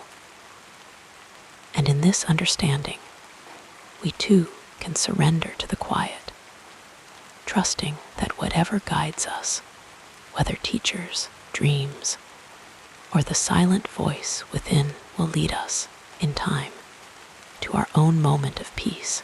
Sleep comes now, gentle as a blessing, and we release the story into the night, knowing it will be here when we wake, as timeless as the stars that once watched over a prince on his path to becoming the Buddha. Let your mind float with these gentle recollections as we move forward in our story. After his long and arduous journey of self-discovery, after the years of meditation beneath the bodhi tree, after the quiet triumph of enlightenment, the Buddha did not remain in solitude. The world called to him softly but insistently, like a breeze rustling through the leaves of the fig tree that had sheltered him. And so, with the wisdom of awakening glowing within him, he stepped forward to share his insights, to guide others as he himself had been guided. His first steps into teaching were gentle, unhurried. He walked the dusty roads of northern India, his bare feet treading the same earth that had borne him through years of searching. The people he met were farmers and merchants, householders and wanderers, all carrying their own burdens, their own questions. Some recognized something in him, a stillness, a depth, and they paused in their daily toil to listen. His words were not commands, not proclamations, but invitations, offered like cupped hands, holding water for a thirsty traveler. One of his earliest encounters was with a group of 5 ascetics, old companions from the days when he too had practiced extreme self-denial, believing suffering to be the path to truth. These men had once scorned him when he abandoned their harsh ways, but now, seeing the quiet radiance in his eyes, they hesitated. The Buddha spoke to them of the middle way, not indulgence, not deprivation, but balance. He spoke of the Four Noble Truths, of suffering and its end, his voice as steady as a river carving its course through stone. And one by one, their resistance softened, like ice melting in the first warmth of spring. Word began to spread, drifting from village to village like the scent of blooming jasmine. The Buddha's teachings were simple, yet they carried the weight of lived experience. He did not demand belief, only mindful attention. He spoke of impermanence, of the fleeting nature of all things, and in doing so, he offered not despair, but liberation. Those who listened found their grip on old sorrows loosening, their hearts lighter, as if a long-held breath had finally been released. The historical world around him was one of change and questioning. The rigid structures of Vedic ritual were being challenged by new philosophies, by seekers who yearned for something more personal, more direct. The Buddha's message found fertile ground in this atmosphere of inquiry. He did not reject tradition outright, but neither did he cling to it. Instead, he offered a path that transcended divisions, a path open to all, regardless of caste or station. A king and a laborer could sit side by side in his presence, equally worthy, equally capable of awakening. There were challenges, of course. Not everyone welcomed his teachings. Some Brahmins, protectors of the old order, saw him as a threat, a disruptor of sacred hierarchies. Others simply could not grasp the depth of his insights, dismissing them as idle musings. The Buddha met these obstacles with patience, with the same unwavering calm that had carried him through his own doubts. He did not argue, did not force. He simply continued to walk, to teach, to offer his presence as a refuge for those ready to receive it. One evening, as the sun dipped below the horizon, painting the sky in hues of gold and violet, a wealthy merchant approached him. The man was troubled, his mind restless with the worries of business, the fear of loss. The Buddha listened, his silence as deep as a well. Then he spoke, not of profit or security, but of the nature of craving, how the hunger for more only leads to more hunger. The merchant's brow furrowed, then slowly smoothed as the truth of the words settled into him. That night, he slept without tossing for the first time in years. The Buddha's early followers were a diverse group, monks who renounced worldly life, laypeople who practiced his teachings amid their daily duties, even children who sensed the kindness in his smile. Among them were figures who would become central to the growth of his community. Sariputta, known for his sharp wisdom, Moggallana, with his profound meditative insight, Ananda, the devoted cousin who would later preserve his words with meticulous care. Each brought their own gifts, their own struggles, and the Buddha guided them not as a master lording over disciples, but as a gardener tending to many different plants, each requiring its own care. As the years passed, his teachings took root, spreading like wildflowers across the landscape of northern India. The challenges did not cease. There were disputes among his followers, misunderstandings, moments of doubt. But the Buddha remained a steady presence, his compassion as boundless as the sky. He did not claim to be a god, nor even a prophet.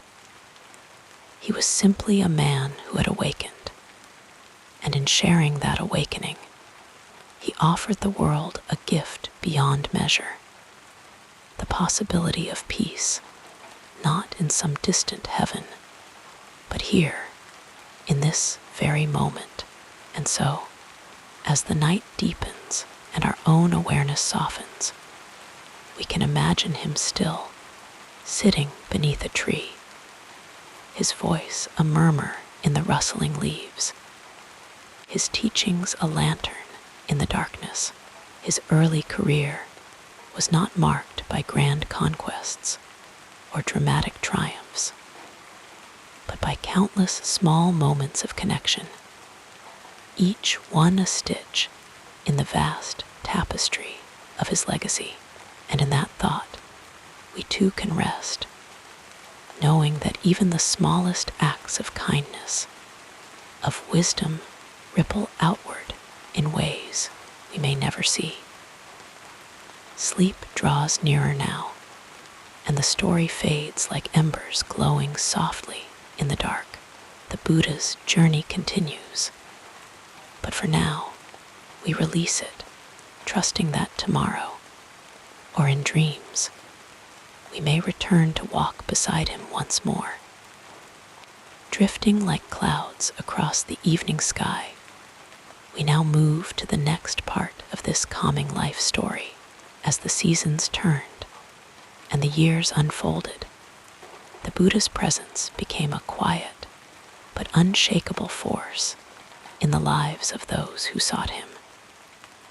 His greatest achievement was not in building monuments or amassing followers, but in planting the seeds of wisdom in the hearts of ordinary people, farmers and kings, merchants and wanderers alike. He spoke in simple parables, using the world around him as his teacher. The rustling of leaves became a lesson on impermanence. The flow of a river illustrated the nature of suffering and release. Even the flicker of a candle, so brief yet so bright, served as a reminder of the transient beauty of life. His method was never forceful, never hurried. He met people where they were, listening deeply before speaking. When a grieving mother came to him, clutching the body of her child and begging for a miracle, he did not offer empty promises. Instead, he asked her to bring him a mustard seed from a house untouched by death. As she moved from door to door, she began to understand suffering was universal, and so too was the possibility of release. This was the essence of his teaching, not to escape pain, but to see it clearly, to hold it gently, and in doing so, to find freedom. The heart of his message was the Four Noble Truths, a framework so simple yet so profound that it would echo across centuries.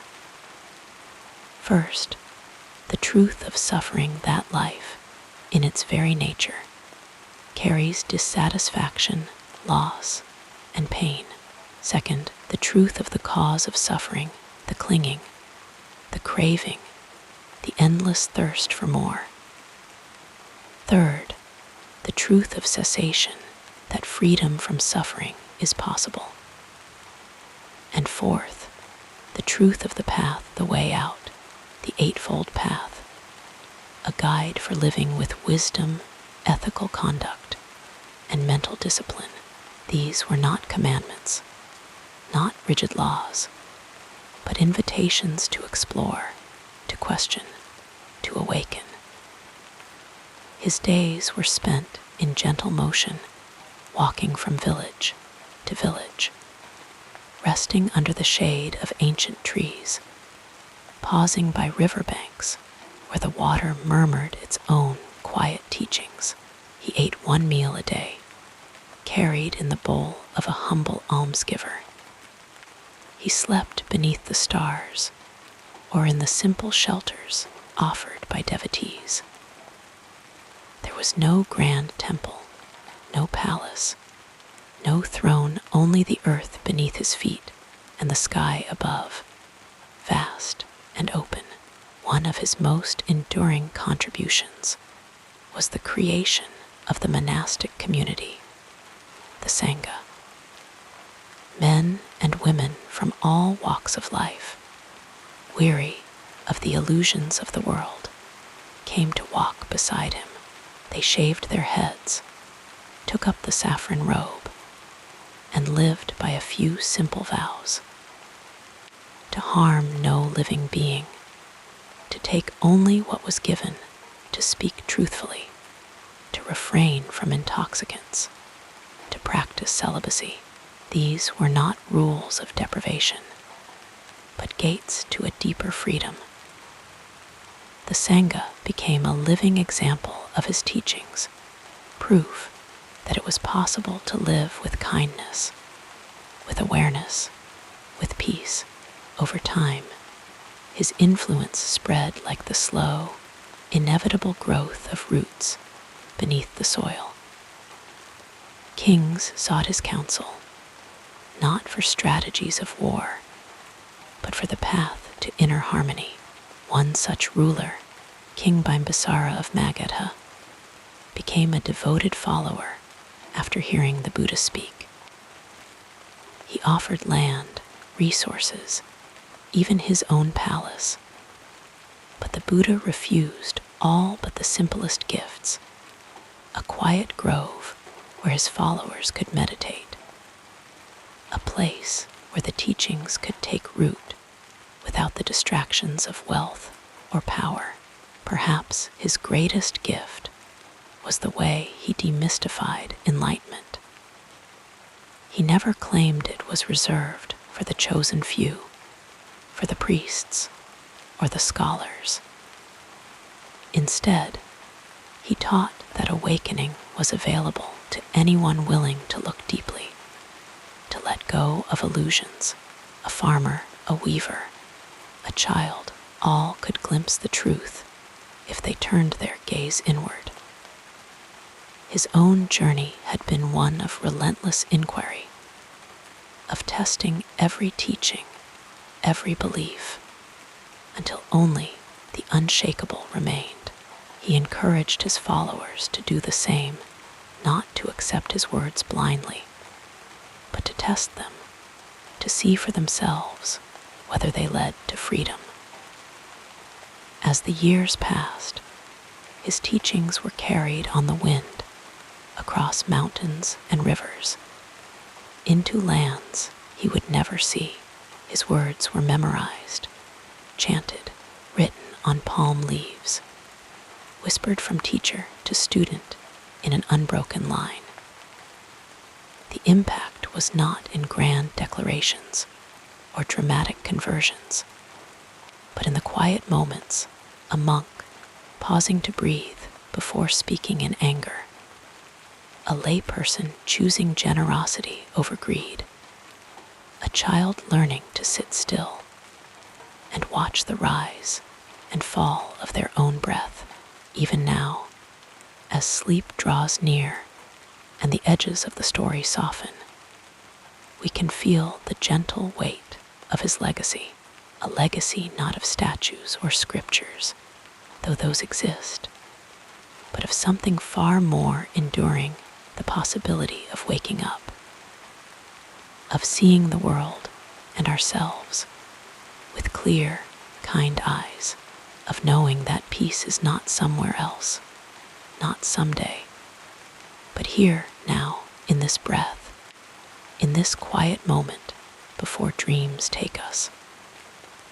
And so the story continues, not with fanfare, but like the slow turning of a prayer wheel, like the steady drip of water shaping stone. The Buddha's work was never finished, because awakening is not a destination, but a way of walking, a way of being. And as we drift toward sleep, we too can rest in that knowing that the path is always here, always open, always gentle, like the whisper of leaves in the night breeze. Let the story fade now, like the last notes of a distant bell. Let the mind settle, the breath soften. The Buddha's journey goes on, and in dreams, perhaps, we will walk a little farther along the path with him. But for now, there is only this, the quiet, the dark, the endless sky of sleep. As your breathing becomes more regular, let us continue with the next chapter of our biography. The story of the Buddha unfolds like the petals of a lotus, each layer revealing a moment of transformation. A quiet turning point that would ripple outward across centuries. These were not dramatic upheavals, but subtle shifts, like the slow bending of a river's course, each decision carrying him further from the life he had known and deeper into the heart of understanding. The first of these moments came in the sheltered palace of his youth, where Prince Siddhartha lived, surrounded by every luxury, shielded from suffering. His father, the king, had hoped to keep him bound to the throne, to a life of power and pleasure, but the prince's heart was restless. And then, one day, he stepped beyond the palace walls. What he saw there, an old man, a sick man, a corpse, and finally a wandering ascetic, pierced through the illusion of permanence. These encounters were like stones dropped into still water, sending waves through his mind. Had he ignored them, turned back to the comforts of the palace, history might have known him only as another forgotten king, but he could not unsee what he had seen. The question lingered in his heart. Is this all there is? Birth, sickness, decay, death, is there no way beyond it? So he made his choice. In the deep quiet of night, he left behind his sleeping wife and newborn son, his silks and jewels, the weight of a crown he had never wanted. The act itself was not grand. It was a whisper, a slipping away, but it was the first step on a path that would change everything. For years, he wandered with the ascetics, starving his body, pushing himself to the limits of endurance. He sought answers in extreme denial, believing that if he could master the flesh, the mind would follow. But his body grew weak, his spirit weary. One day, as he sat by the river's edge, too frail to stand, a young woman named Sujata offered him a bowl of milk rice. In that moment, he realized the futility of his efforts. Neither indulgence nor starvation held the answer. There must be another way. Had he refused that humble meal, had he clung to the belief that enlightenment could only come through self-torture, he might have perished there on the riverbank, another seeker lost to extremes. But he accepted the food, and with it, the understanding that the middle path, neither too much nor too little, was the way forward. Strengthened, he seated himself beneath the bodhi tree, vowing not to rise until he had found the truth. The night stretched long, filled with visions and temptations.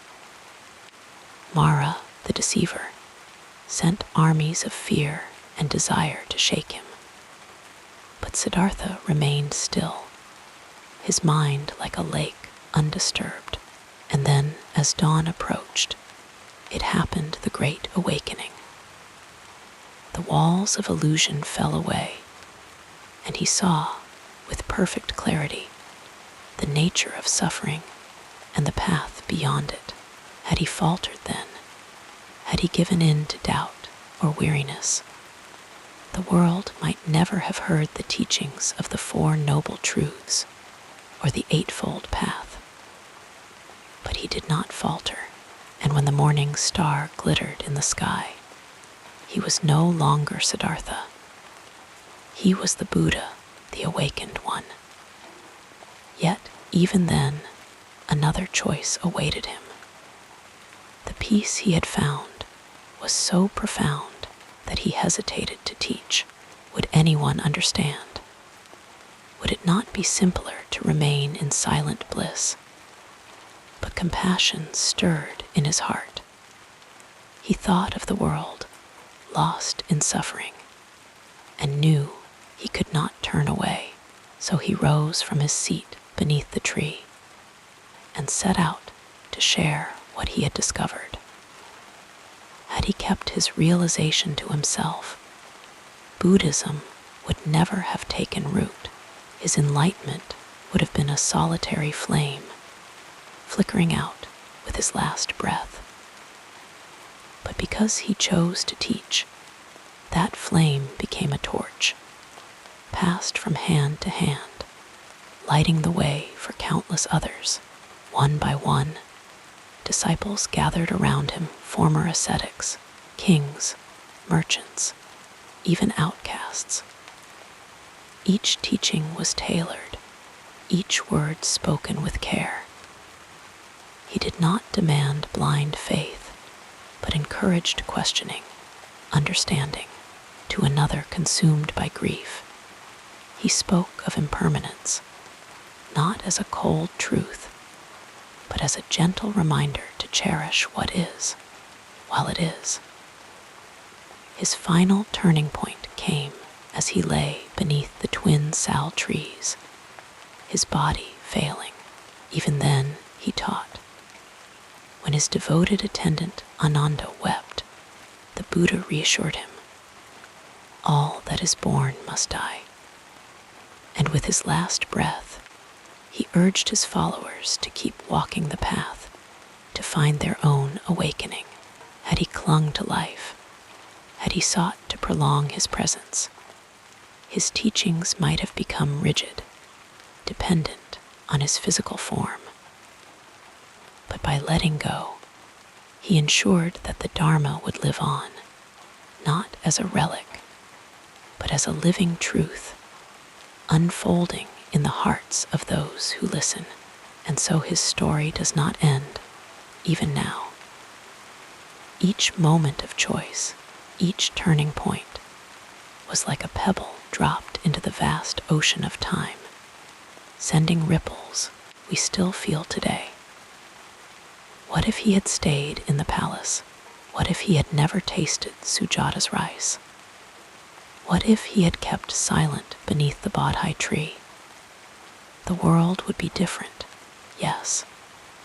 But he did choose, again and again, the path of awakening.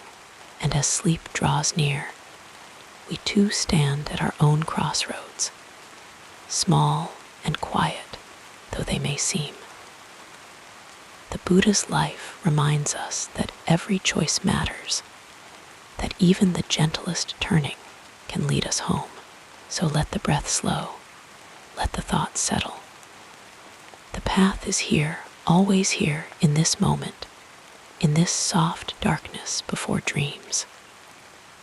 Rest now and know that the story continues, not in words, but in the quiet spaces between them, in the heart that listens, in the mind that lets go.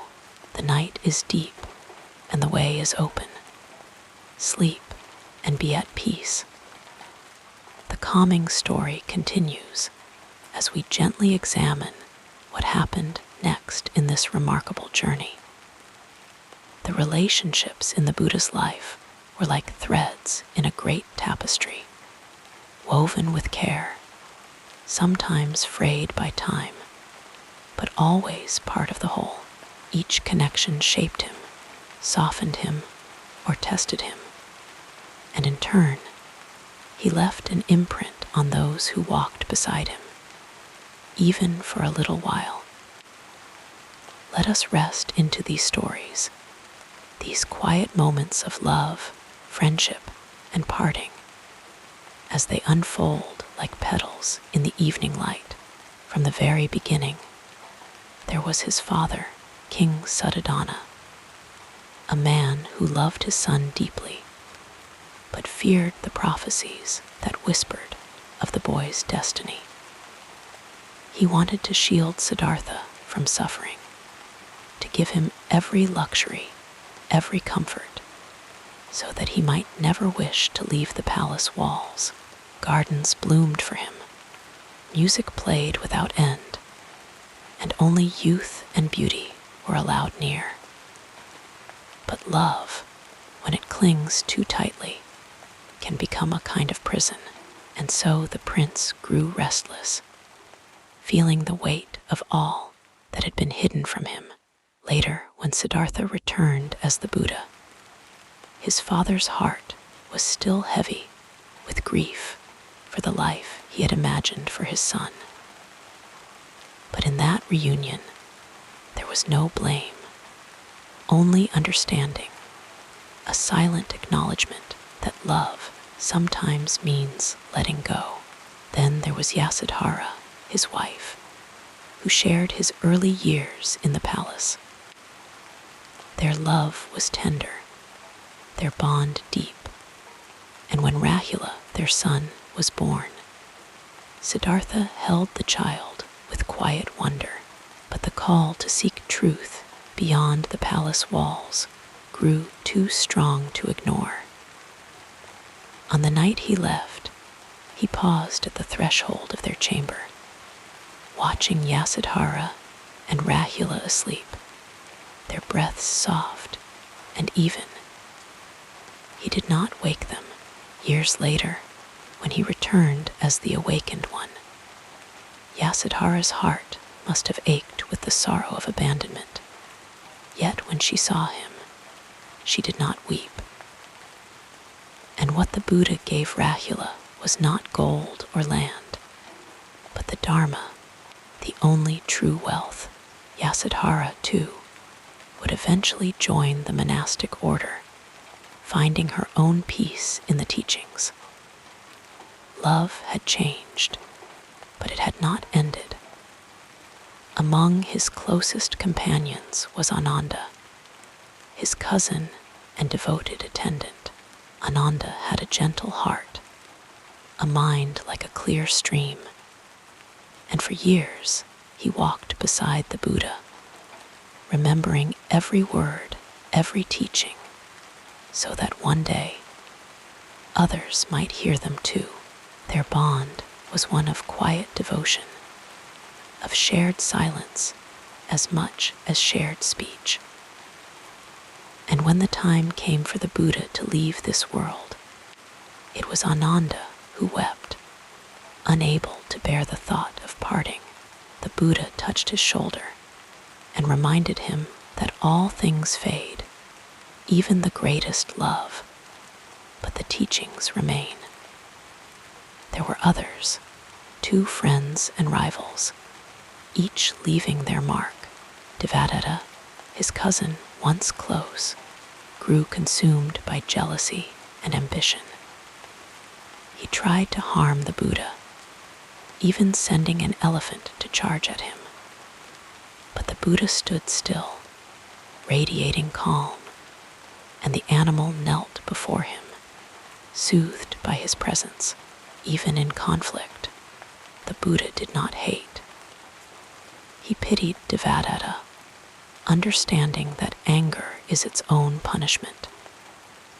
And then there were the simple, fleeting connections that nonetheless shimmered with meaning. The young girl Sujata, who offered him a bowl of milk rice when he was weak from fasting. Her kindness, a turning point on his path.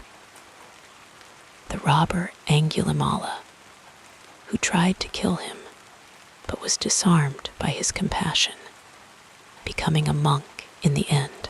The grieving mother Kissagatami, who carried her dead child to him, begging for medicine, only to learn the deeper lesson of impermanence. Each encounter was a thread, weaving into the great fabric of his life. In the end, the Buddha's relationships were not about possession or permanence, but about presence, about meeting each person exactly where they were, with an open heart. He did not cling, but neither did he turn away, and so his story does not end, even now. Each moment of connection, each act of love or forgiveness, was like a pebble dropped into the vast ocean of time, sending ripples we still feel today. And as sleep draws near, we too are held in this web of connections. The people we have loved, the ones who have left, the ones who remain. The Buddha's life reminds us that every meeting is precious, every parting a lesson in letting go. So let the breath slow, let the heart soften. The love we have given, the love we have received, it is all here, in this quiet moment, in the space between waking and dreams. Rest now, and know that the story continues, not in words, but in the silent understanding that love, in all its forms, is part of the great awakening. The night is deep, and the way is open. Sleep and be at peace. Allow yourself to sink deeper into comfort as we explore the next phase of this soothing biography. The Buddha's days were woven with quiet rhythms, simple rituals that shaped his life beyond the teachings he shared with the world. Even after his enlightenment, he remained deeply human, tending to relationships, savoring stillness, and moving through the world with a gentle awareness. His personal life was not separate from his wisdom. It was the very ground from which it grew. In the early mornings, when the sky was still soft with the pale light of dawn, he would often rise and walk alone through the quiet groves near his dwelling. The earth beneath his feet was cool, the grass damp with dew, and he moved slowly, feeling the way each step connected him to the world. Sometimes he would pause and simply listen to the rustle of leaves, the distant call of a bird, the murmur of a nearby stream. These moments were not hurried. They were a kind of meditation in motion, a way of being fully present with the world as it awakened. When others joined him, he welcomed them without expectation. His closest companions, Ananda, his devoted attendant, and Sariputta, his wise friend, walked beside him in easy silence or shared quiet conversations about the nature of the mind, the heart, the fleeting beauty of a passing cloud. There was no need to fill the space with words. His presence itself was a comfort. a reminder that understanding could be found in the spaces between thoughts. Meals were another simple ritual. He ate sparingly, with gratitude, often accepting whatever was offered by villagers or lay followers. A handful of rice, a piece of fruit, it was enough. He chewed slowly, savoring the taste, the texture, the nourishment it brought. Food was not merely sustenance, but a way to honor the interconnectedness of all things, the sun that had ripened the grain, the hands that had prepared it, the earth that had provided. In the heat of the afternoon, when the sun hung heavy in the sky, he would often rest beneath the shade of a great banyan tree. It was here that he sometimes napped, his breathing slow and steady, his body at ease. Even in sleep, there was a sense of awareness, a lightness to his rest. Those who sat nearby spoke of how peaceful he looked, how the lines of his face softened, as if even in slumber he was attuned to some deeper quiet. His relationships were marked by a profound tenderness. With Rahula, his son, he was patient and kind, guiding him not with stern authority, but with gentle questions that encouraged reflection. He would ask, inviting the boy to discover wisdom for himself. There was no scolding, only an unwavering belief in his son's capacity to learn. And then there was Yasudhara, his former wife, whom he met again many years after leaving the palace. Their reunion was not filled with bitterness or regret, but with a quiet understanding. She had walked her own path of awakening, and when they spoke, it was with mutual respect, a recognition of the love that had once bound them, and the freedom that had come from letting go. In the evenings, as the light faded and the air grew cooler, he would often sit with the Sangha, his community of monks and nuns, listening as they shared their struggles, their insights, their questions. He did not rush to offer answers.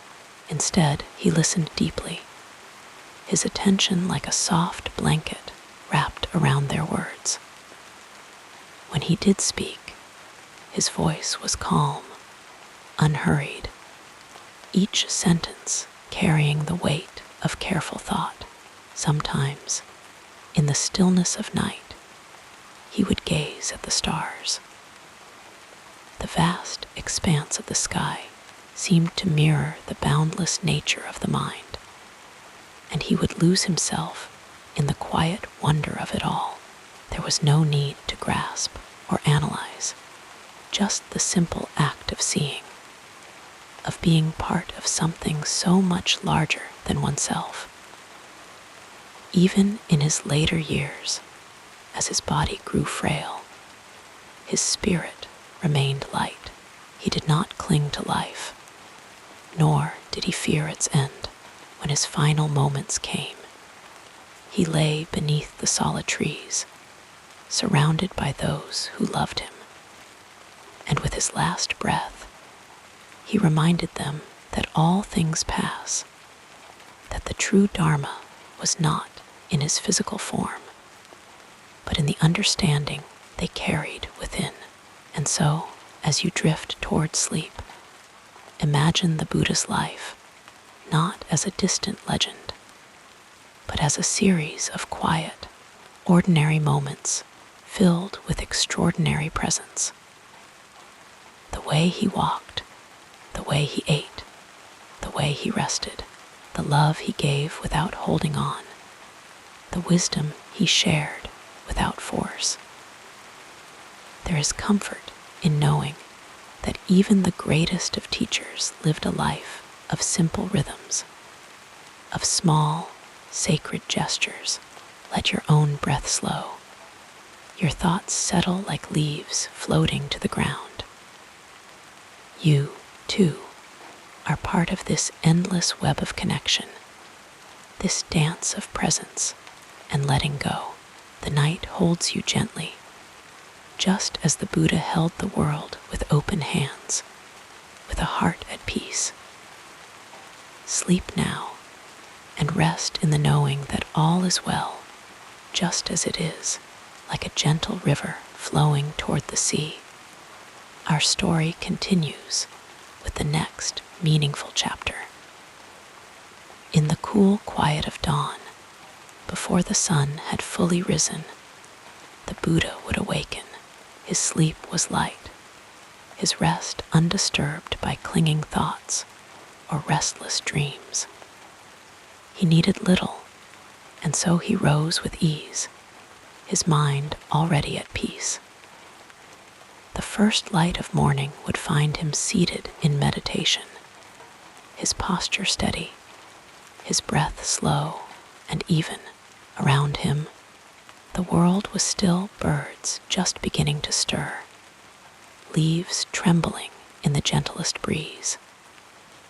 He did not hurry his practice, nor did he resist its natural end. When the time came, he would rise, his bare feet touching the earth with quiet reverence, feeling the softness of grass or the roughness of stone beneath him. Breakfast was simple and unhurried. Often he would walk through the village or forest where he stayed, accepting whatever food was offered to him with gratitude. A handful of rice, a piece of fruit, a bowl of warm broth, each meal was taken mindfully, each bite a reminder of connection. He ate not for pleasure alone, but to nourish the body that carried his wisdom. His hands moved slowly, his chewing deliberate. There was no waste, no excess. When he finished, he would sit for a moment in stillness, allowing the food to settle, allowing his mind to remain clear. The morning hours were often spent teaching. He would sit beneath a tree or in a quiet grove, surrounded by those who had come to listen. His voice was calm and measured, never raised, never rushed. He spoke of suffering and its end, of compassion, of the fleeting nature of all things. His words were like water, gentle, but able to wear away even the hardest stone. Between teachings, he would pause, allowing silence to settle over his listeners, giving them time to absorb what had been shared. Sometimes, a single question would linger in the air, unanswered, left for each person to ponder in their own heart. When the sun reached its height, he would retreat to the shade, resting during the hottest part of the day. This was not idleness, but another kind of practice, a time for quiet reflection, for allowing the mind to settle like still water. He might lie down for a short while, his body supported by the earth, his breath slow and deep. Or he might sit in a half-drowse, listening to the hum of insects, the rustle of leaves, the distant murmur of voices. Even in rest, he was fully present, fully aware. As the afternoon cooled, he would rise again, walking slowly among his followers, offering guidance where it was needed. Some came with personal struggles, others with philosophical questions. To each, he gave his full attention, his answers tailored to their understanding. He never spoke more than was necessary, never demanded belief. Instead, he pointed the way, like a finger indicating the moon, knowing that true seeing must come from within. Evening would bring another meal, taken in the same mindful way as the first. Often, he ate in silence, though sometimes he would share simple conversation, speaking of the day's events, of the beauty of the changing light, of the small joys found in ordinary things. There was laughter, too soft, gentle laughter that carried no mockery, no harshness. He understood the value of lightness, of a heart unburdened by unnecessary seriousness. As darkness fell, he would gather his disciples once more for a final teaching, or sometimes for no words at all, just sitting together in the deepening twilight, breathing, being. The firelight would flicker across their faces, casting shifting shadows, reminding them of the impermanence of all things. And when the time came, he would retire, finding a quiet place to sleep, sometimes beneath the open sky, sometimes in a simple shelter. His sleep was not troubled by regrets or worries. He did not grasp at the day that had passed, nor did he anxiously await the one to come. He simply rested, his body at ease, his mind like a still pool reflecting the stars. And when morning came again, he would rise, and the cycle would begin anew, not as a burden, but as a gift. Another day to walk the path with patience, with kindness, with open hands. In his later years, his routines softened, slowed even further. His steps were lighter, his pauses longer. He no longer needed to travel great distances, for his teachings had spread far beyond his own footsteps. Still he rose with the dawn. Still he sat in meditation. Still he offered his presence to those who sought it. His meals grew simpler still, his sleep more delicate. But his spirit remained as it had always been, unshaken, untroubled, a quiet flame that needed no fuel to burn. And so, as you drift towards sleep, think of his days, the gentle rhythm, the unhurried pace, the way each moment was allowed to unfold in its own time. There is no need to grasp, no need to rush. Like him, you can rest in the knowing that all is well, just as it is. The night cradles you, the earth supports you, and with each breath, you are held in the same quiet peace that he carried throughout his life. Sleep now, and let yourself be carried effortlessly into dreams. As your thoughts grow quieter, we'll continue our peaceful exploration of this fascinating life. The heart of the Buddha's philosophy was simple, yet it held depths that could be explored for a lifetime. He began with the understanding that life is marked by suffering, not as a condemnation, but as an honest observation. He saw how people clung to fleeting pleasures, how they feared loss, how they struggled against the inevitable changes of time. But rather than despair, he offered a path, a way to move through suffering without being consumed by it. His teachings were not rigid commandments, but gentle invitations to see clearly, to let go, to awaken. In his early years, before enlightenment, he had lived as a prince, surrounded by luxury, shielded from hardship. But when he first encountered old age, sickness, and death, he was shaken to his core.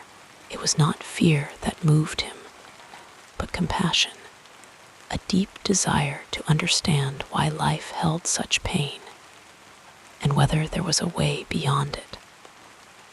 So he left his palace, setting aside wealth and comfort, and wandered as a seeker.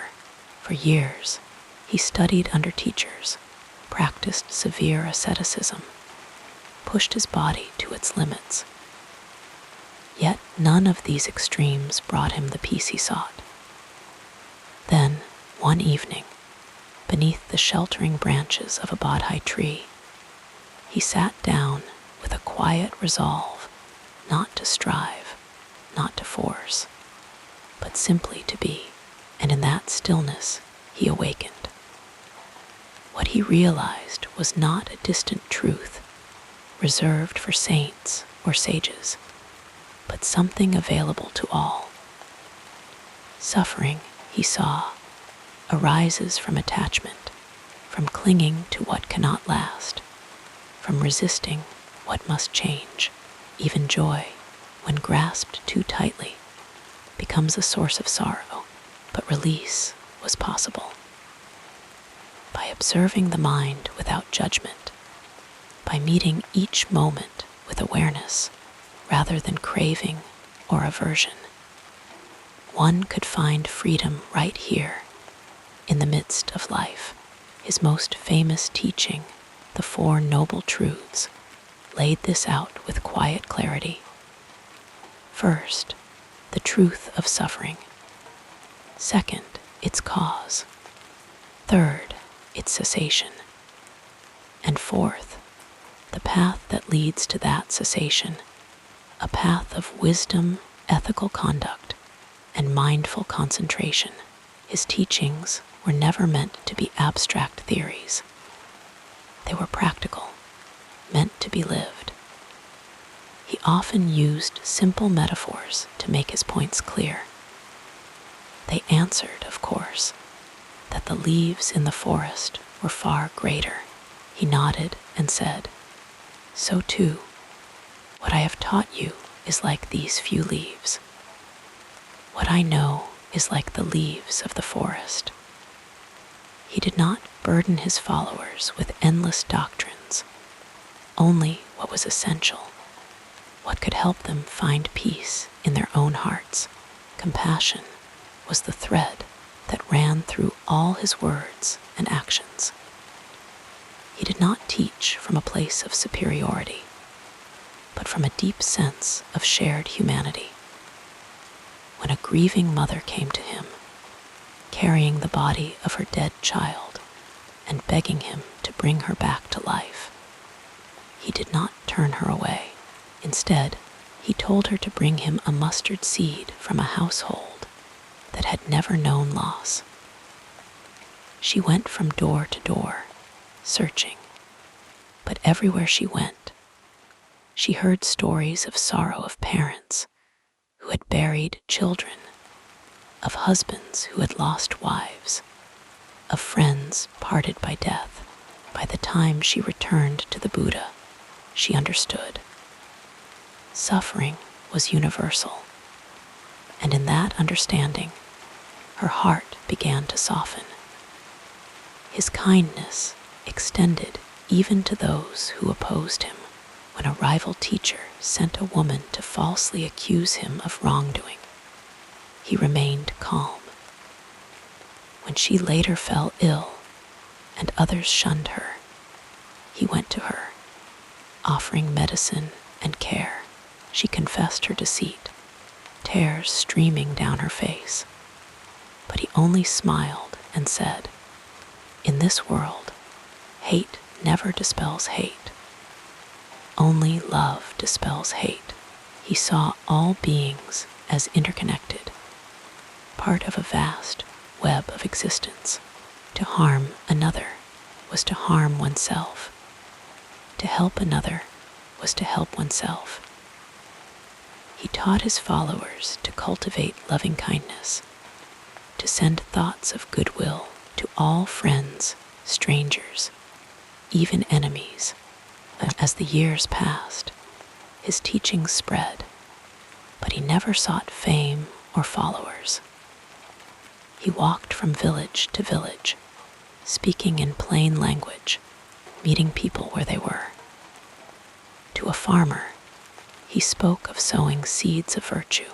To a musician, he spoke of tuning the mind as one tunes an instrument. To a king, he spoke of ruling with justice and mercy. He did not demand blind faith, but encouraged questioning. Do not believe something just because I say it, he often reminded his disciples. Test it for yourself, as a goldsmith tests gold by rubbing, cutting, and melting it. In his final days, even as his body grew weak, his presence remained radiant. When a disciple asked if he would leave them a leader, he gently shook his head.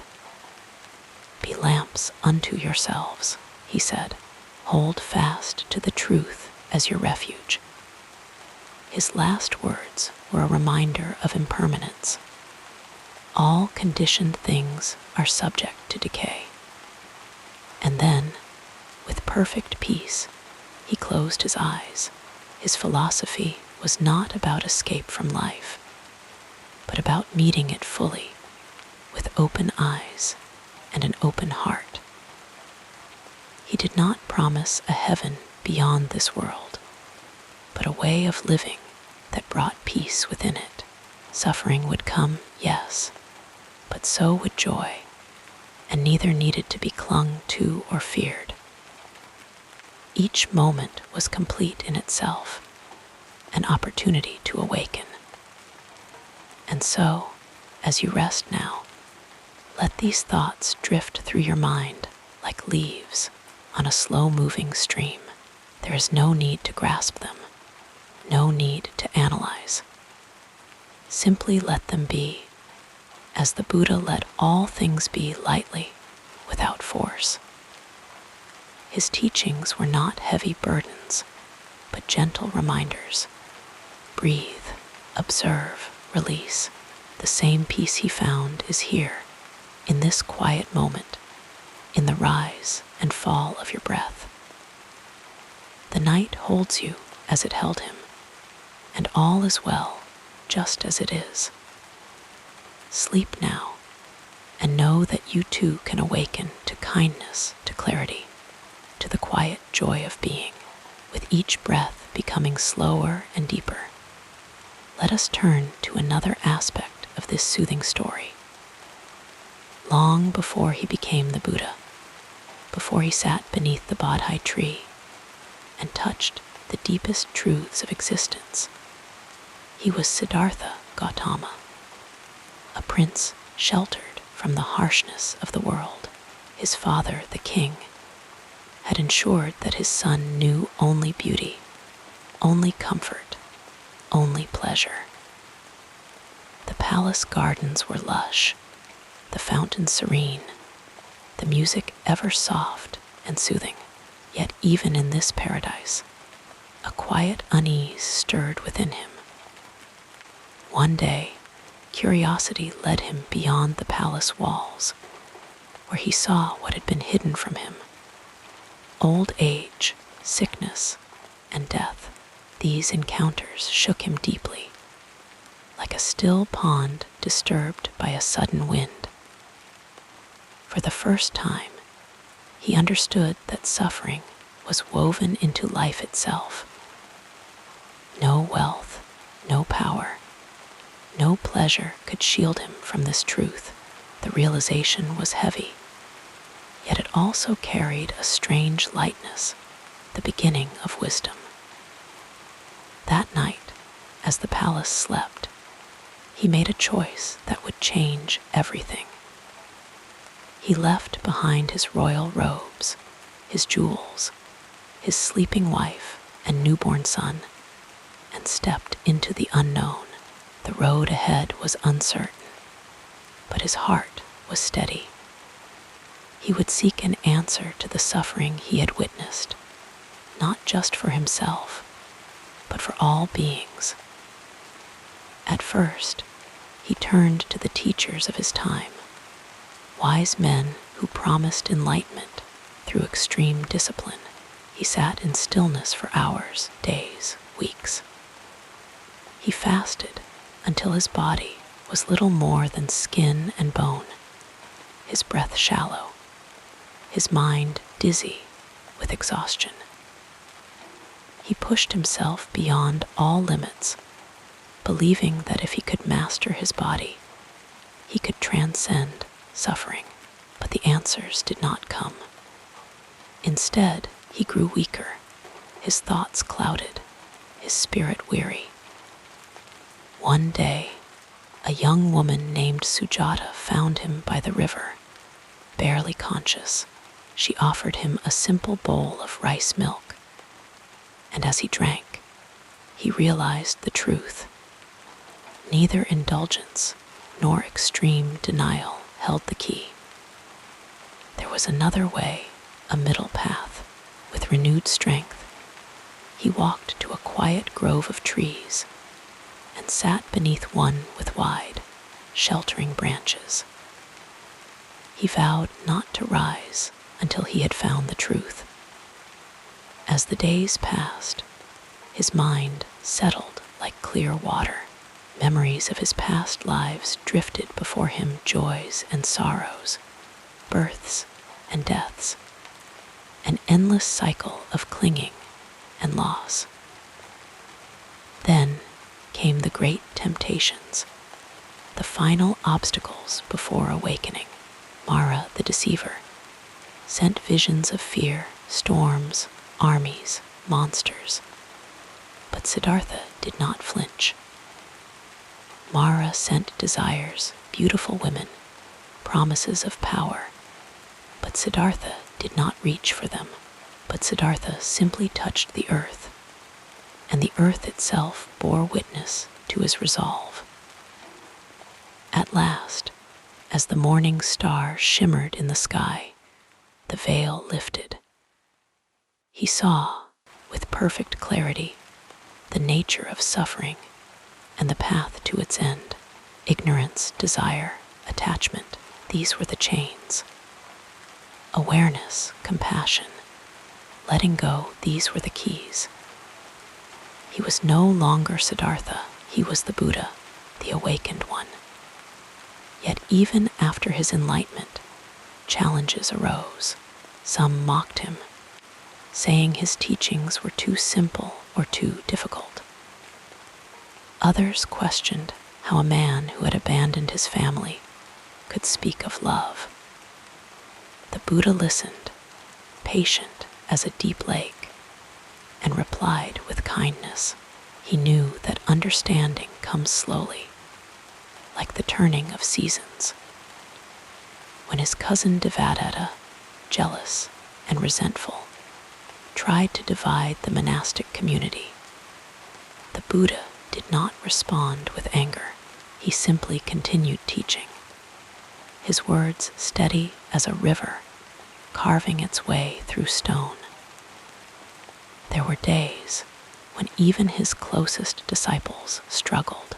Sariputta, known for his wisdom, once confessed that he still felt fleeting moments of irritation. Even the Buddha himself was not free from physical pain. In his old age, his back ached, his steps slowed, yet his presence remained a refuge for those around him. When a grieving mother came to him, clutching her dead child and begging for a miracle, he did not offer empty promises. Instead, he asked her to bring him a mustard seed from a home that had never known loss. As she went from house to house, she began to understand. Suffering touches everyone, and in that understanding, she found a quiet kind of peace.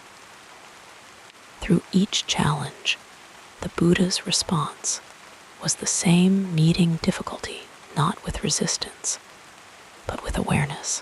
When hunger came, he ate. When weariness came, he rested. When sorrow came, he did not push it away, nor did he cling to it. He let it rise like a wave and let it fall. And so, as you rest now, let these stories drift through your mind like clouds passing across the moon. There is no need to hold them tightly, no need to dissect their meaning. Just as the Buddha faced each obstacle with patience and presence, you too can meet whatever arises, thoughts, sensations, emotions, with the same gentle acceptance. The night cradles you as it cradled him, and in this stillness, there is nothing to fear, nothing to solve, only this breath, this moment, this quiet unfolding. Sleep now, and may you awaken not just in the morning, but again and again, to the boundless peace that has always been here, waiting beneath the surface of things. The tapestry of this remarkable life unfolds further as we gently explore the next meaningful period. Beneath the well-known teachings of the Buddha, the stories of enlightenment and compassion, there were quiet moments, small habits, and hidden layers that made him deeply human.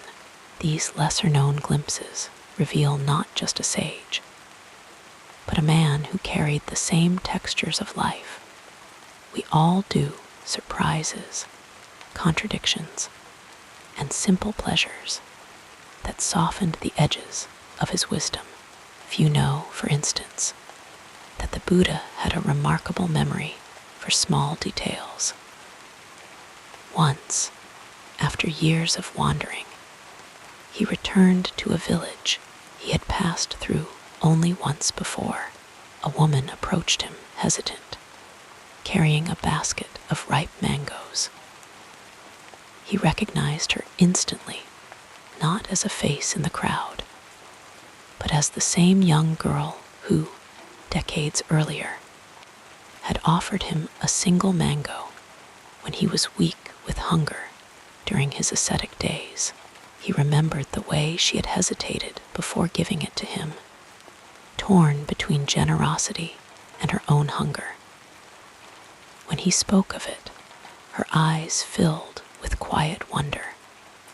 She asked. The Buddha simply smiled.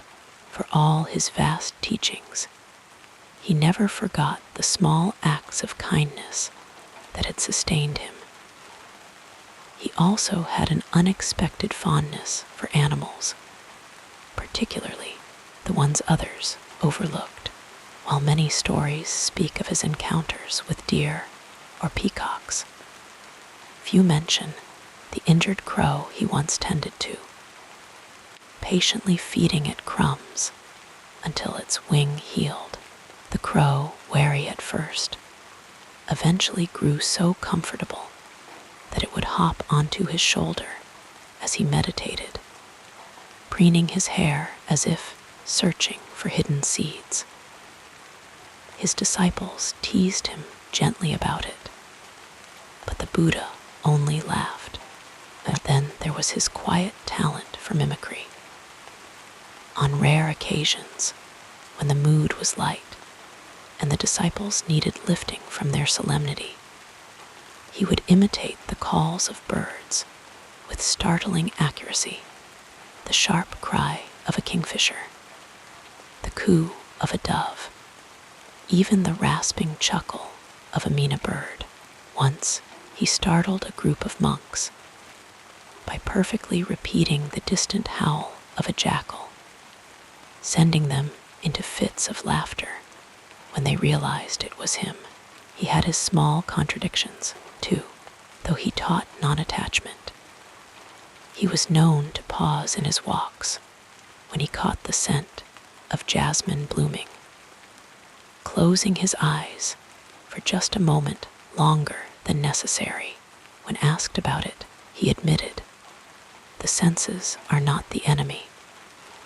And though he encouraged simplicity, he had a subtle appreciation for craftsmanship. A humble potter once gifted him a clay bowl, unremarkable to most eyes. The Buddha turned it slowly in his hands, tracing the ridges left by the potter's fingers. "This," he said, "holds more than food." Even in his later years, when his body grew frail, he displayed flashes of unexpected humor. A young monk, nervous in his presence, once spilled a tray of rice in front of him. The room froze, awaiting reprimand. But the Buddha only tilted his head and said, "Ah." The tension dissolved like mist in sunlight. And then there were the quiet, ordinary moments when he would sit by the river at dusk, not teaching, not meditating, but simply watching the water darken as the sky faded. Sometimes he would let his fingers trail in the current, feeling the cool slip of it between his knuckles. These small, unpolished fragments remind us that enlightenment did not erase his humanity, it deepened it. He still felt the ache of old wounds on cold mornings. He still savored the first sip of water after a long walk. He still paused, now and then, to watch children playing in the dust, their laughter rising like birds into the open sky. So as you rest tonight, let these quiet truths settle around you like falling leaves. The Buddha was not a statue, not a story, but a man who knew the weight of a shared glance, the comfort of a well-worn path, the way joy and sorrow could tangle like roots beneath the earth. And just as he found peace in the unremarkable moments, so too can you, in the rhythm of your breath, the softness of your pillow, the gentle surrender to the night. There is no need to reach for anything. Everything you need is already here, resting in the quiet spaces between thoughts, waiting to be noticed, like the Buddha noticed the scent of jasmine, the call of a crow, the warmth of a shared smile in the fading light. Sleep now, and may you drift into dreams as softly as he once sat by the river, knowing that even the greatest wisdom begins with something as simple as a breath, a moment, a letting go. As you settle more comfortably, our narrative flows onward like soft moonlight across still waters. Imagine, if you will, the world as it was in the 6th century BCE, a time of shifting winds and quiet revolutions. The earth then was much as it is now, with rivers carving their slow paths through the land, with trees shedding their leaves in autumn and sprouting anew in spring. But the human world was stirring with change, with questions, with the first murmurs of ideas that would ripple across centuries. It was into this world that Siddhartha Gautama was born, a prince who would one day become the Buddha, the awakened one. The land of his birth, the fertile plains of the Ganges basin, was alive with movement. Great cities were rising, their streets humming with traders and artisans, their walls echoing with debates between wandering philosophers. The old Vedic traditions, with their rituals and hymns, still held sway, but new voices were emerging, teachers who spoke not of sacrifice, but of inner peace, not of gods, but of human suffering and its end. The air itself seemed charged with possibility, as if the world was ready for a new way of seeing. To the west, in the distant land of Persia, the Achaemenid Empire was expanding, its kings sending envoys and armies across deserts and mountains. To the east, in China, the Zhou dynasty was beginning to fray, giving way to the Warring States period, where philosophers like Confucius and Laozi would soon offer their own answers to life's great questions. And in the Mediterranean, the Greeks were laying the foundations of democracy, their poets and thinkers wrestling with the same mysteries of existence that occupied the sages of India. But in the small kingdom of Kapilavastu, where Siddhartha grew up, life moved at a slower pace. The Shakya clan, his family, ruled over a land of rice fields and shaded groves, where the days were marked by the turning of seasons rather than the march of empires. As a prince, he was sheltered from the harsher truths of life, his world one of silks and perfumes, of lotus ponds and whispered teachings.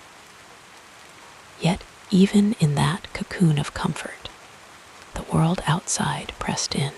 The stories of wandering ascetics reached his ears, men who had given up everything to seek truth, who slept under trees and ate only what was given to them. There was a restlessness in the air, a sense that the old ways were not enough. When he finally left the palace, the weight of human suffering struck him like a monsoon rain. The sight of an old man, bent and trembling, a sick person racked with pain, a corpse lifeless on the road, and then a wandering monk, serene amidst it all. These images would not leave him. They followed him into the quiet of the night, into the stillness of his thoughts. He knew then that he could not return to his old life, that he too must walk the path of the seeker. For years he wandered. He sat at the feet of teachers, learned their methods, mastered their disciplines. He fasted until his ribs pressed against his skin, until his breath grew shallow and his vision blurred. But still, peace eluded him. The answers he sought were not in extremes, not in denial or indulgence, but somewhere in between, in the middle way, as he would later call it. And so, on a night washed in moonlight, he settled beneath a fig tree, vowing not to rise until he had found the truth. The world around him did not pause for his awakening. Kings still waged wars, merchants still haggled in the markets, farmers still tilled the soil. But in that quiet space beneath the tree, something shifted, the boundaries of self dissolved. He saw, with startling clarity, the chain of cause and effect that binds all beings, the endless cycle of birth and death, and the path that leads beyond it. When the morning star appeared in the sky, he was no longer Siddhartha the seeker, but the Buddha, the one who had awakened. And yet, even then, the world went on as it always had. The first disciples who gathered around him were ordinary people, farmers, merchants, even former criminals. They came with their doubts, their grief, their hunger for meaning. To them, he spoke not in grand proclamations, but in simple truths. He pointed to the rice fields, to the way a seed grows, to the way a river carves its path without striving. His teachings were not meant to lift them out of the world, but to help them see it anew, to find peace right where they were. In time, his words spread, carried by monks and nuns who walked from village to village, their robes the color of earth, their voices soft but steady. They built no grand temples, only simple shelters beneath the trees. They wrote no scriptures, only shared what they remembered, what had touched their hearts.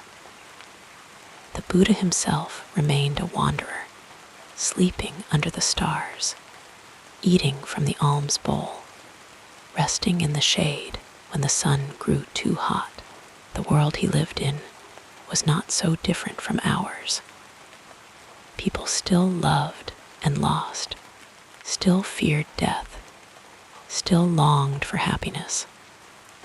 The cities still bustled, the seasons still turned, but in the quiet spaces between, in the moments when someone paused to watch the sunset or to listen to the rain, his teachings took root. They did not erase suffering, but they offered a way to hold it lightly, to see through it, like sunlight through leaves. And so, as you rest tonight, let the story of his world drift over you like a slow-moving river. The empires have risen and fallen. The cities have crumbled to dust. But the questions he asked still linger in the human heart. What is suffering? What is freedom? Can we find peace in the midst of life as it is? The answers are not in the past, not in some distant heaven, but here, in the rise and fall of your breath, in the stillness between thoughts, in the quiet acceptance of the night. Sleep now, and may you dream of ancient groves and wandering monks, of a world where wisdom was as simple as sitting beneath a tree and opening your eyes. The Buddha's time was long ago, but the truth he found is always here, always now, waiting to be rediscovered in the ordinary moments, the scent of rain, the touch of a hand, the slow, steady rhythm of your own heart at rest. Let the rhythm of these words carry you further into relaxation as we continue our peaceful journey. The influence of the Buddha spread like the soft glow of dawn, touching everything in its path with quiet persistence. At first, it was just a whisper in the marketplace, a story told by travelers under the shade of a banyan tree. But gradually, over centuries, it became something more, a way of seeing, a way of being, woven into the very fabric of countless cultures. His teachings did not come with force or conquest, but with the gentle insistence of a river carving its way through stone. And so, as you rest here, let the story of his legacy unfold in your mind, slow and steady, like the turning of prayer wheels in the wind. In the beginning, the Buddha was simply a man who walked among the people, speaking in parables and metaphors that even farmers and merchants could understand. He did not write down his words, did not build grand temples to proclaim his wisdom. Instead, he sat in humble groves, his voice carrying across the rustling leaves, offering answers to the questions that had always haunted humanity. Suffering, he said, was not a punishment, not a curse, but something that could be understood, something that could be softened, like clay beneath a potter's hands. And this idea, so simple, yet so profound, began to take root in the hearts of those who heard him. As his followers grew, so too did the ways in which his teachings were carried forward. Some became monks, wandering from village to village, their robes the color of earth, their bowls empty until kind hands filled them. Others remained in their homes, weaving his insights into their daily lives. The merchant who paused before a deal to consider compassion, the mother who soothed her child's fears with the reminder that all things pass. The Buddha's words were not locked away in scrolls for scholars alone. They were alive, passed from lips to ears, from heart to heart, changing shape as they traveled, yet always keeping their essence intact. Over time, his teachings crossed mountains and seas, carried by monks who walked the Silk Road, their footsteps light upon the dust of ancient trade routes. In China, they met Taoist sages and Confucian scholars, and the blending of these wisdoms gave birth to Chan Buddhism, where stillness and sudden insight became one. In Japan, it became Zen, where the sound of a single stone striking bamboo could be a gateway to enlightenment. Each culture took the Buddha's words and made them its own, like a river branching into countless streams, each finding its own way to the ocean. Even kings and emperors, those who ruled with power and might, found themselves drawn to the quiet strength of his message. The great Ashoka, once a conqueror whose wars left fields stained with blood, turned away from violence after encountering the Buddha's teachings.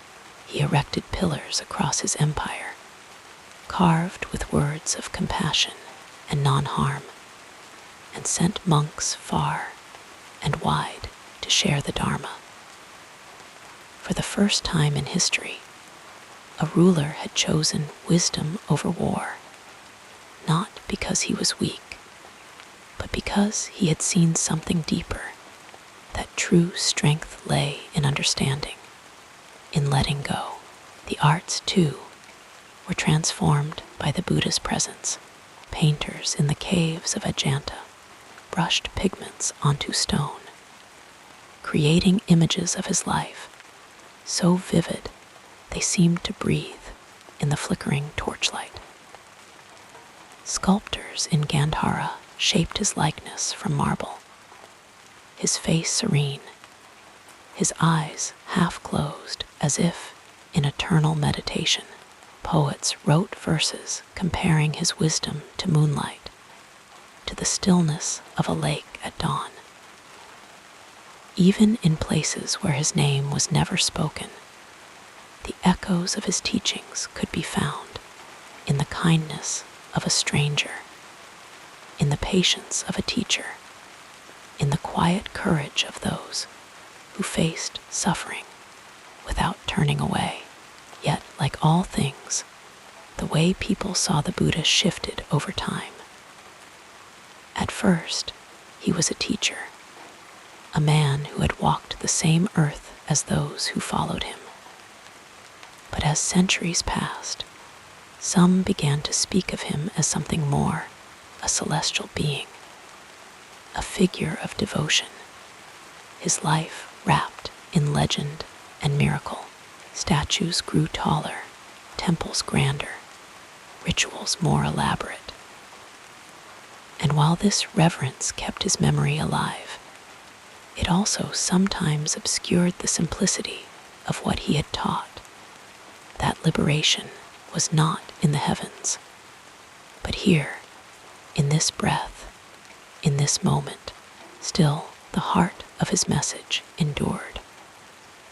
In the monasteries of Tibet, monks debated the nature of reality with the same precision as scientists, their minds sharp, yet their hearts open.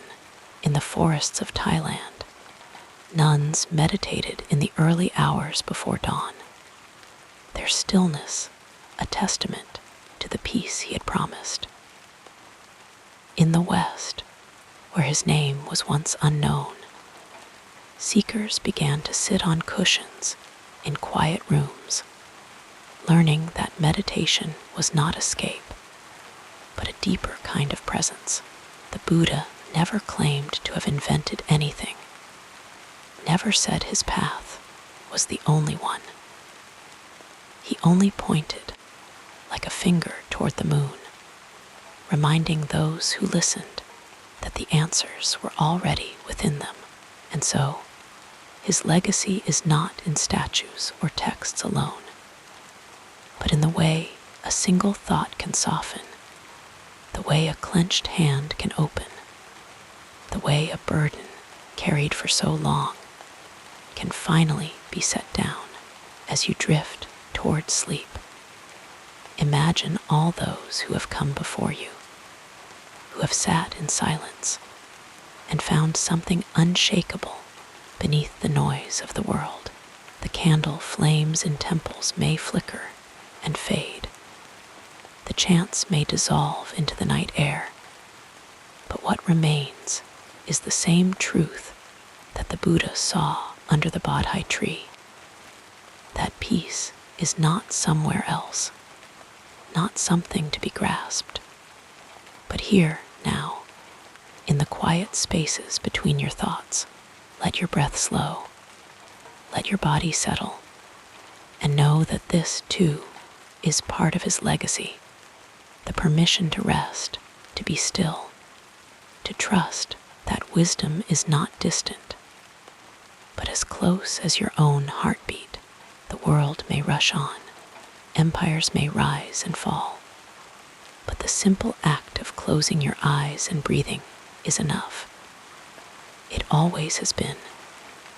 And so, as sleep draws near, may you feel the gentle weight of centuries of practice, of countless others who have paused, just as you do now, and found that the greatest truths are often the softest, the quietest, the ones that need no words at all. With the gentleness of falling snow, we transition now to another meaningful chapter in this life story. There is a story, soft as candlelight, about the night the Buddha was born.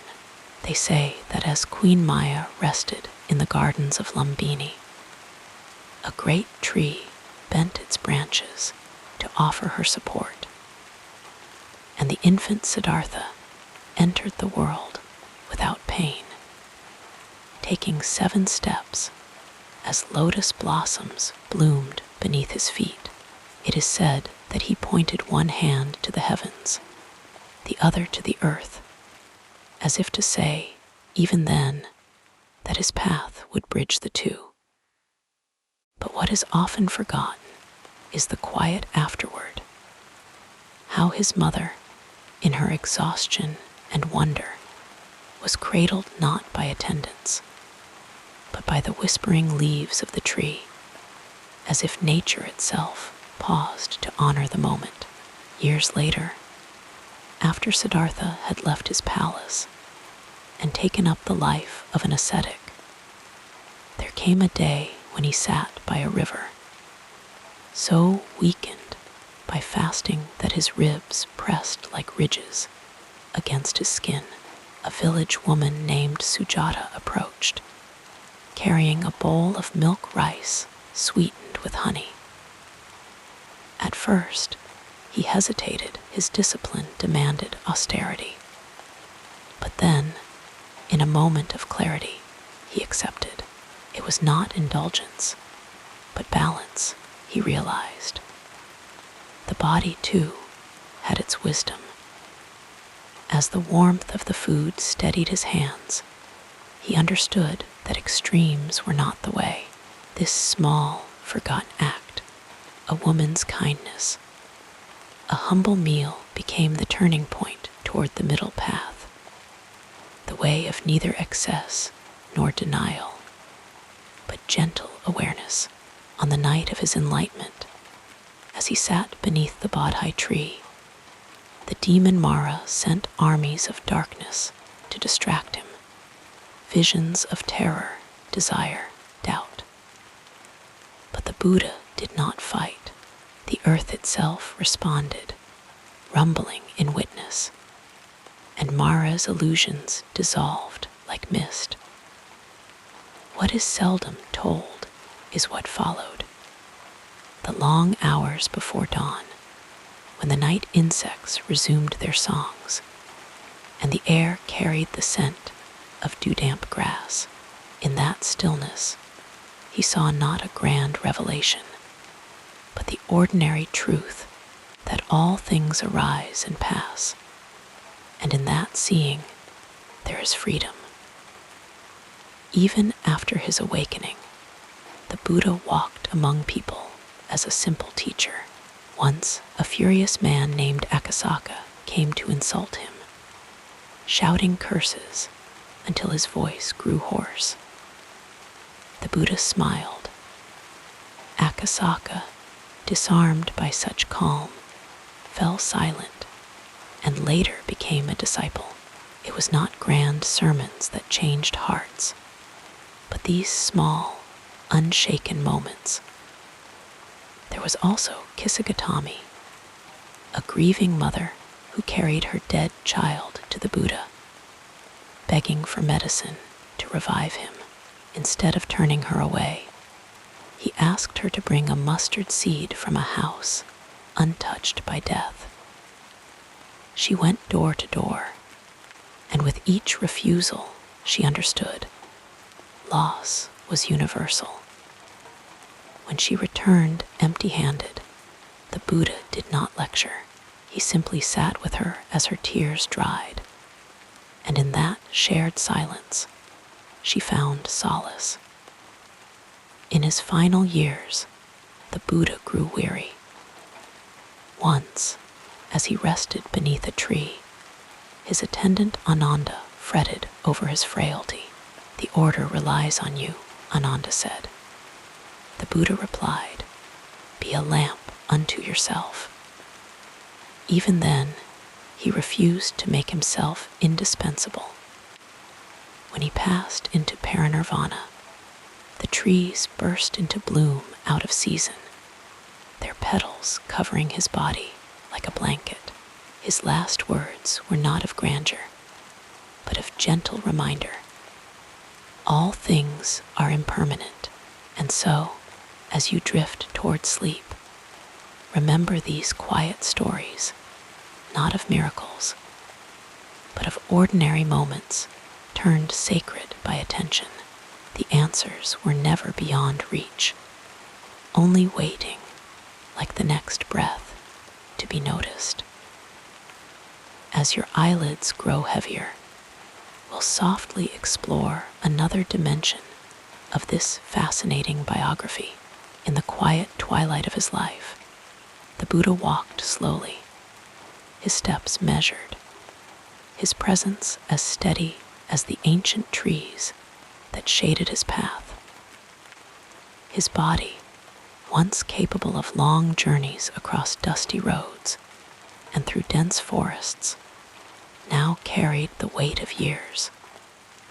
Yet his mind remained as clear as a still pond. He no longer hurried, no longer needed to. The teachings had taken root, spreading like wildflowers carried on the wind. His disciples, monks, nuns, and lay followers had grown in wisdom, and the Dharma no longer belonged to him alone. It lived in the way a farmer tended his fields without resentment, in the way a potter shaped clay without clinging to the finished bowl. His days were simple now, spent in the company of those who sought his guidance. he would often sit beneath the broad canopy of a sal tree, its leaves whispering in the breeze, while those around him asked questions or simply sat in silence. Some came with heavy hearts, burdened by sorrow or doubt, and he would listen with infinite patience before offering a few words, or sometimes none at all. A grieving widow once knelt before him, her hands trembling. He did not offer empty comfort, but placed a single flower in her palm. "See how it fades," he said. And in that moment, her tears softened, not because her pain vanished, but because she was no longer alone in bearing it. Even as his strength waned, he continued to teach, though his lessons grew quieter, more intimate. He spoke of impermanence not as a distant truth, but as the very ground beneath their feet. "Look at the river," he would say. "You cannot step into the same waters twice." His words were not meant to diminish life's beauty, but to deepen it, to help those who listened see that the fleeting nature of things was what made them precious. One evening, as fireflies flickered like tiny stars in the gathering dark, he gathered his closest disciples. His voice was soft but unwavering. "Do not mourn when I am gone," he told them. "The Dharma is your teacher now." He did not speak of grand memorials or elaborate rituals. Instead, he asked that they honor him by living with awareness, by tending to one another as gently as they would a flickering lamp in the wind. When his final illness came, he did not resist it. He lay beneath the twin sal trees in Kushinagar, their blossoms unfurling too soon, as if the earth itself sensed the approaching moment. His followers gathered around him, their faces a mixture of sorrow and quiet reverence. Even then, he offered comfort. To a weeping monk, he said, "All that is born must die." There was no fear in his voice, only acceptance, an invitation to see that even death was part of the great turning, no more to be dreaded than the setting of the sun. And then, with the simplicity that had marked his entire life, he closed his eyes. The stories say the earth trembled softly, not in anger, but in recognition. The trees rained down petals until his body was covered in a blanket of white and gold. There were no final commands, no demands for loyalty, only the echo of his last whisper. All things fade. In the days that followed, his teachings did not vanish with him. They traveled on the lips of merchants and monks, woven into the fabric of villages and kingdoms. Councils were held to preserve his words, not as rigid scripture, but as living wisdom to be tested, questioned, and understood anew by each generation. Kings and peasants alike found solace in the idea that suffering could be met with clarity rather than despair. That peace was not a distant reward, but a way of walking through the world. Centuries passed, and still his presence lingered, not as a ghost, but as a quiet voice in the minds of those who paused to listen. A mother humming to her restless child might recall his lesson on patience. A farmer losing his crops to drought might remember that all things change. His name was not always spoken, but his influence rippled outward. touching lives in ways unseen. And now, as you lie here, breathing softly, you too are part of this unbroken thread. The Buddha's legacy was never meant to be locked away in temples or books. It was meant to be lived in the kindness of a stranger, in the patience of a teacher, in the quiet moments when you choose to be present rather than lost in thought. His greatest gift was the reminder that enlightenment was not a distant peak, but the ground beneath your feet, the air in your lungs, the gentle rise and fall of your chest as you drift toward sleep. So let his story settle over you like twilight. There is no need to grasp it tightly. Like all things, it will fade into the background, leaving only what is essential, the quiet knowledge that peace was never something to be found, only recognized. And as sleep draws nearer, may you rest in that understanding, as gently as petals coming to rest on still water. The gentle cadence of our story continues, flowing like a peaceful stream through the next chapter.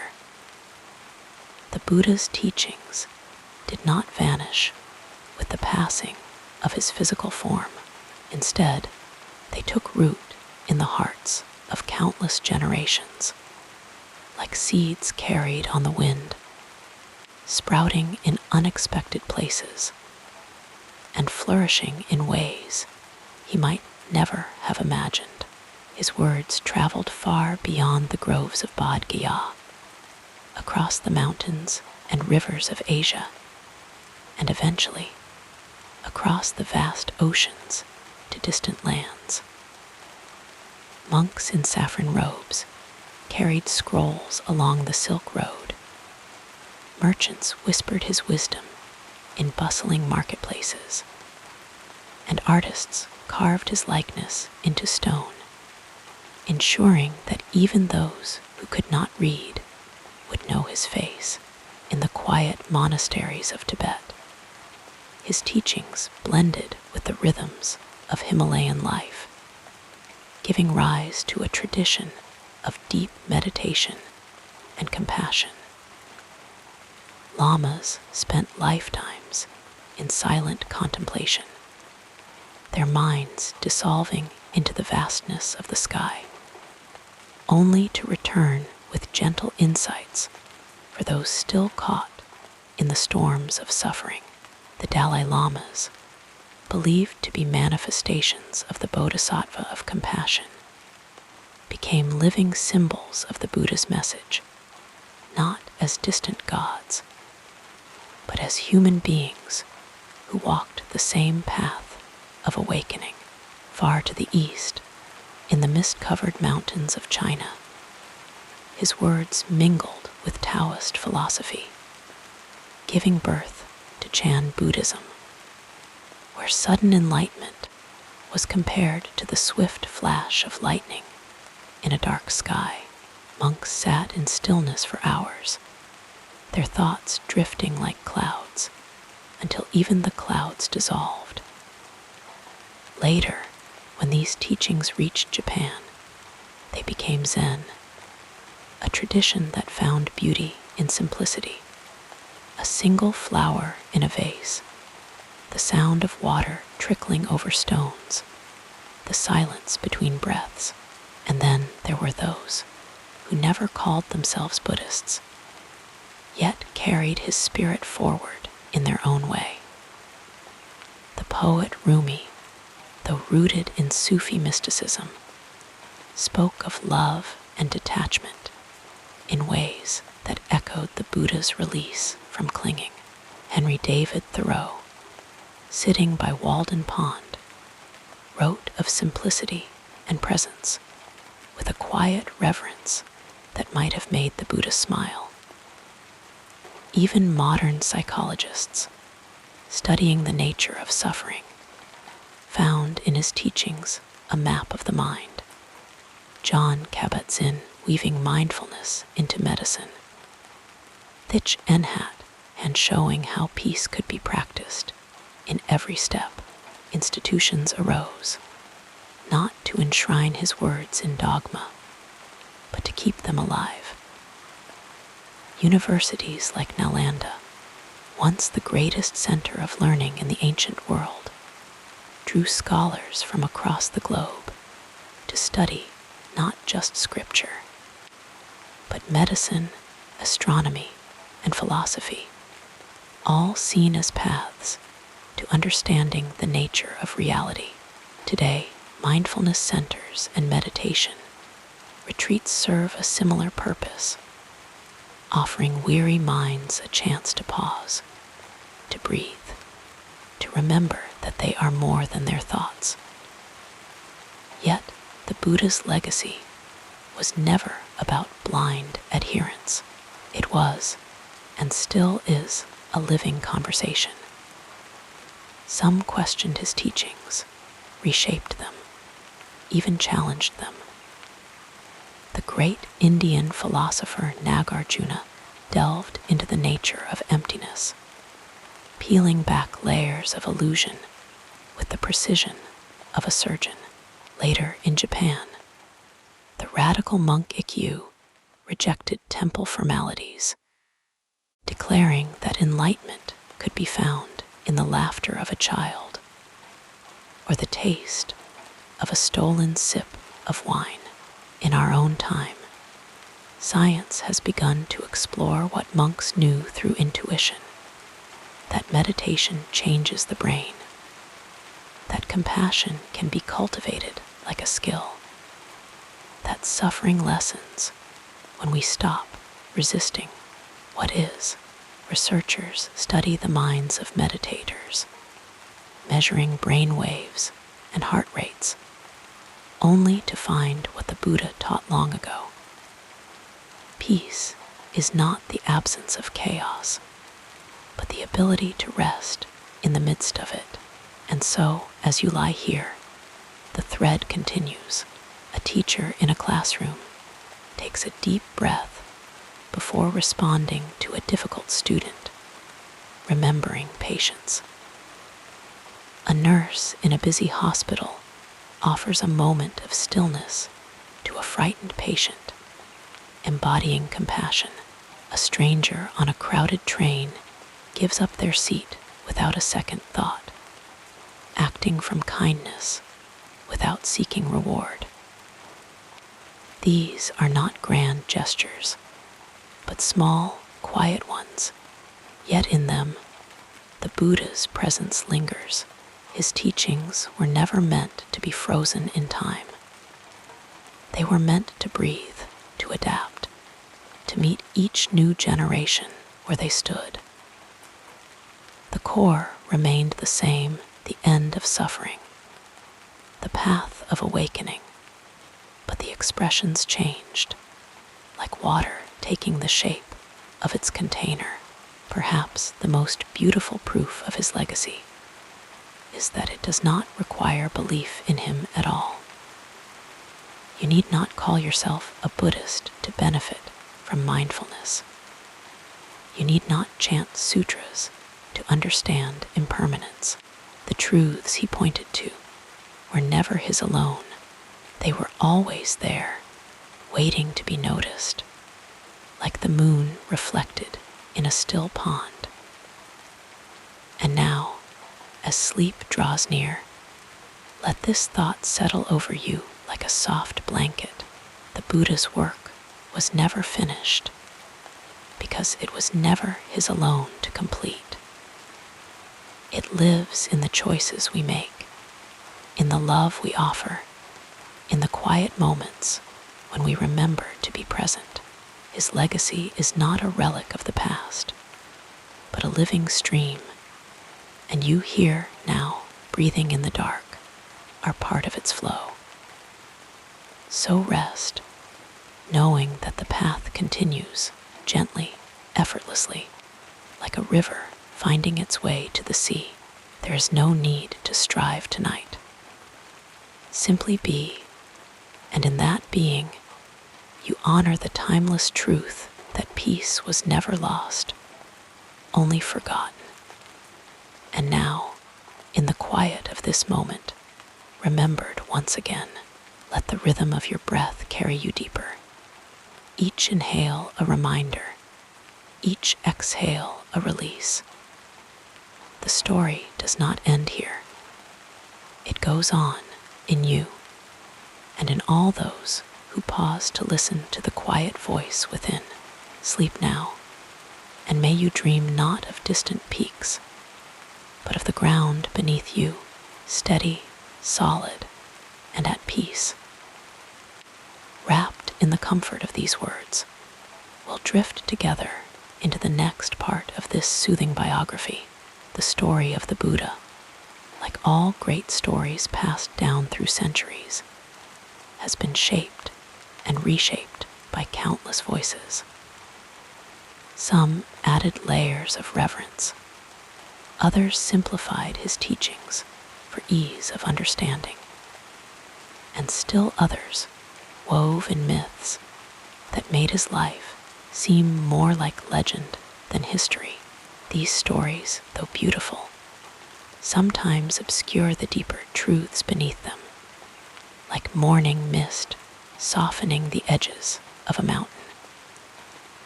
One of the most common myths is that the Buddha was a god, or somehow beyond human, but the truth is far more comforting.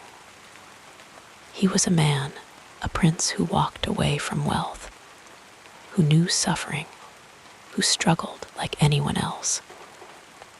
He did not begin his journey in enlightenment, but in confusion, in longing, in the same restless questions that whisper to us in the quiet of night. His greatness lies not in being superhuman, but in showing that ordinary people, too, can awaken. Another gentle misunderstanding is that his path was one of pure serenity, untouched by hardship.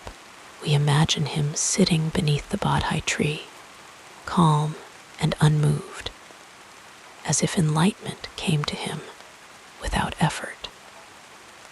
But the old texts tell a different story of years of struggle, of doubt, of exhaustion. He tried extreme fasting, harsh disciplines, and found them empty. His realization was not sudden magic, but the slow dawning that peace could not be forced, only allowed. Then there is the way his teachings are sometimes framed as a rejection of all desire, as if the goal were to become like stone, feeling nothing. But the Buddha did not teach the end of feeling, only the end of clinging. Joy was never the enemy, only the desperate need to hold on to it. He spoke of love, of compassion, of connection, all of which require an open heart. The middle path was never about numbness, but about balance, like a leaf floating on water, neither drowning nor resisting the current. Some stories paint his departure from home as a cold abandonment, as if he left his family without care. But the deeper teachings suggest something more tender, that his love for them was so great he sought a way to free them, and all beings, from suffering. His son's name, Rahula, even means fetter, a reminder of the attachments he had to release. Yet later, when his wife and son joined his community, they too walked the path. The story is not one of rejection, but of transformation, of love expanding beyond a single home to embrace the world. The Buddha's silence on certain questions, whether the world is eternal, whether a self exists, is sometimes mistaken for evasion. But his refusal to answer was itself a teaching. Some mysteries are not solved by words, like a finger pointing at the moon.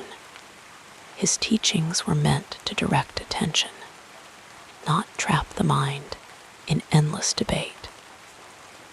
He knew that some truths must be lived, not explained, like the taste of fruit that can never be described to someone who has never eaten it. Over time, his image became adorned with gold, his story polished into legend. Statues show him serene, untouched by the world, but the living man would have been weathered by sun and wind, his feet dusty from the road. His teachings were not delivered as perfect sermons, but as conversations, as answers to real people's pain. He scolded when needed, laughed often, and sometimes simply sat in silence. The human moments are what make his wisdom breathe, even now. The idea that enlightenment is a distant, almost impossible goal is another quiet misunderstanding. The Buddha did not teach perfection, but awareness, a shift in how we meet each moment. Even a glimpse of this, however fleeting, is part of the path. The journey is not a straight line, but a spiral, where each step, even the stumbling ones, brings us closer to understanding. And then there is the gentle myth that his teachings were meant to be followed without question. But the Buddha himself warned against blind faith. "Be lamps unto yourselves," he said. "Test the teachings against your own experience, like gold tested by fire." Wisdom is not in repeating his words, but in discovering their truth for yourself, in your own life, in your own quiet moments of clarity. Perhaps the most tender distortion is the belief that the Buddha's path is one of solitude, of leaving the world behind. But his enlightenment was only the beginning of his work. For 45 years, he walked among people, teaching, listening, offering his presence.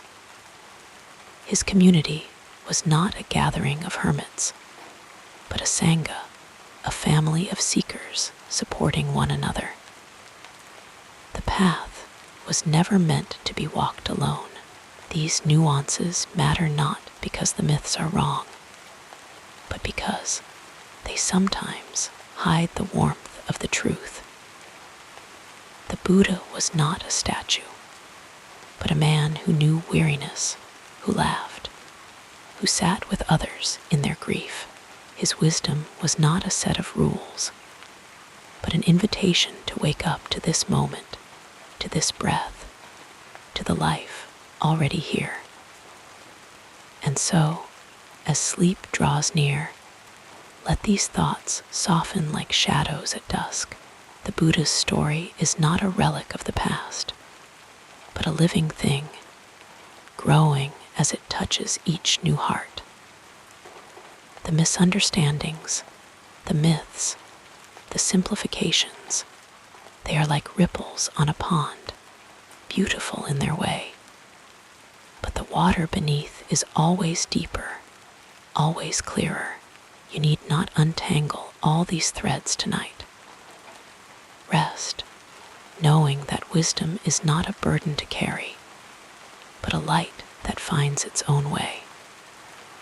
The breath you take now, the stillness you sink into, is itself part of the path, no less sacred than the Buddha's own moments under the stars.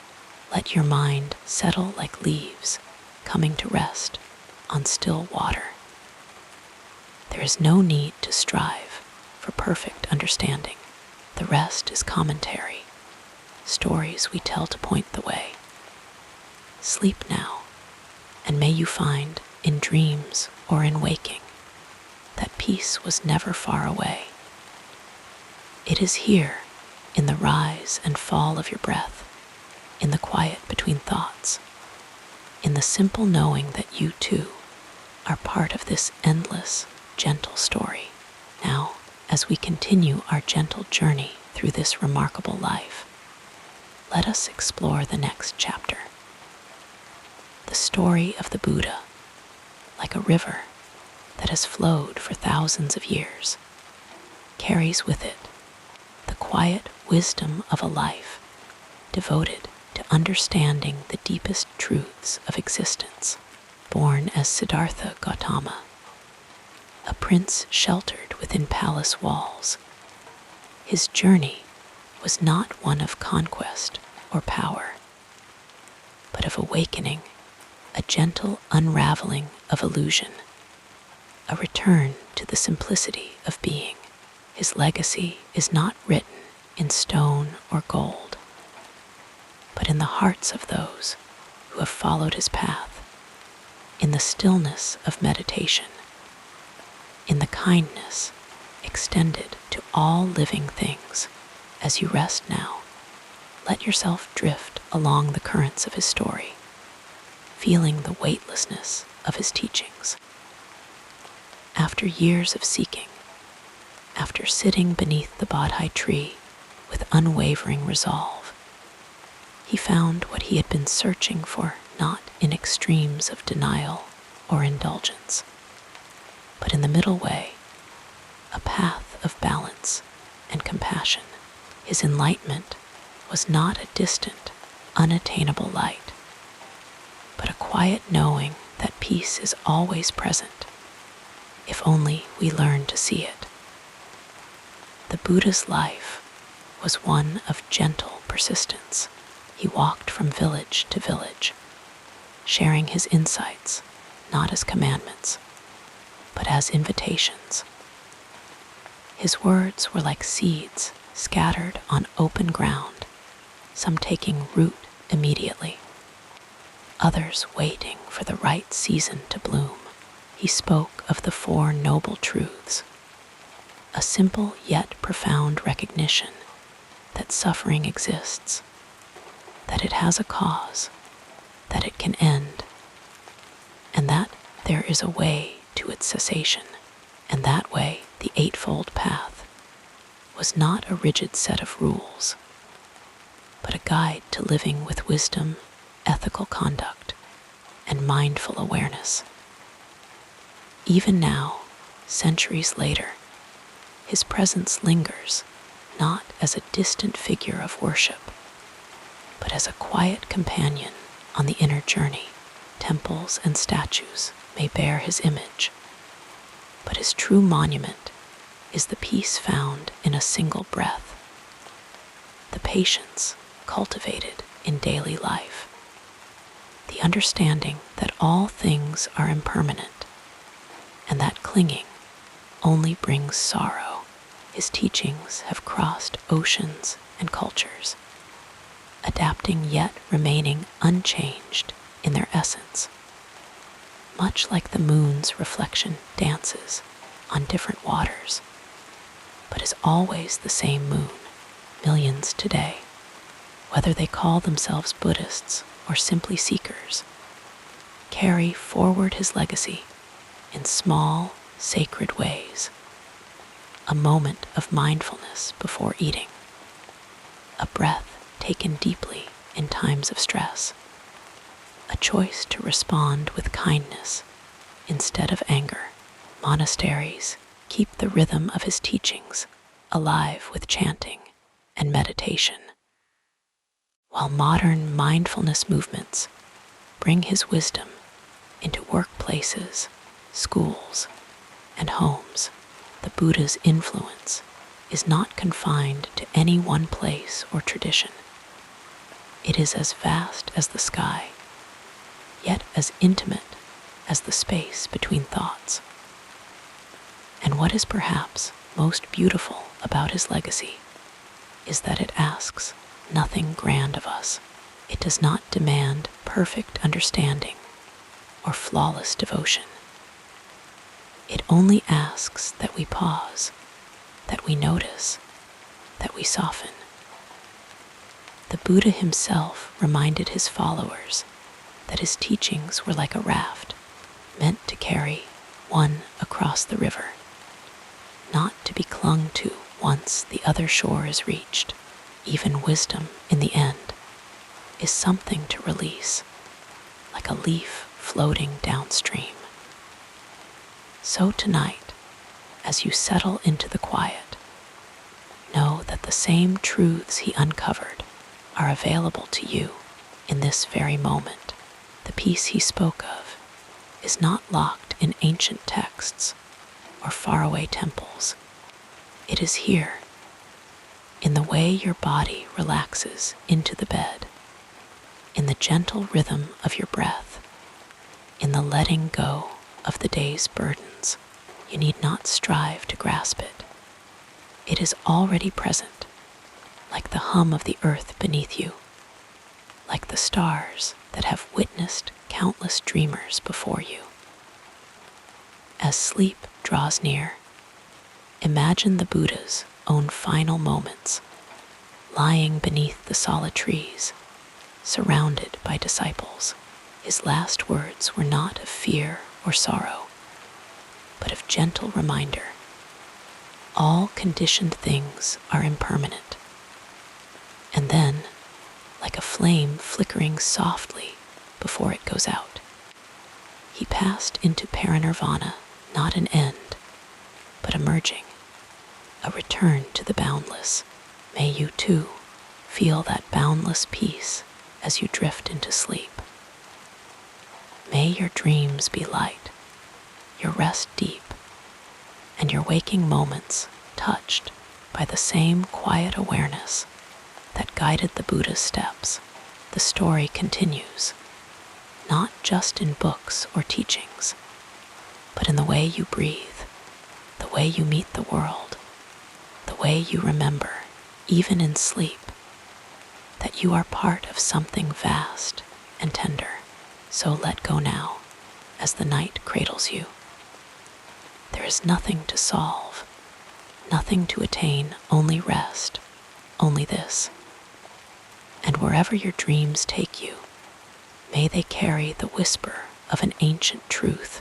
That peace was never something to be found, only something to remember.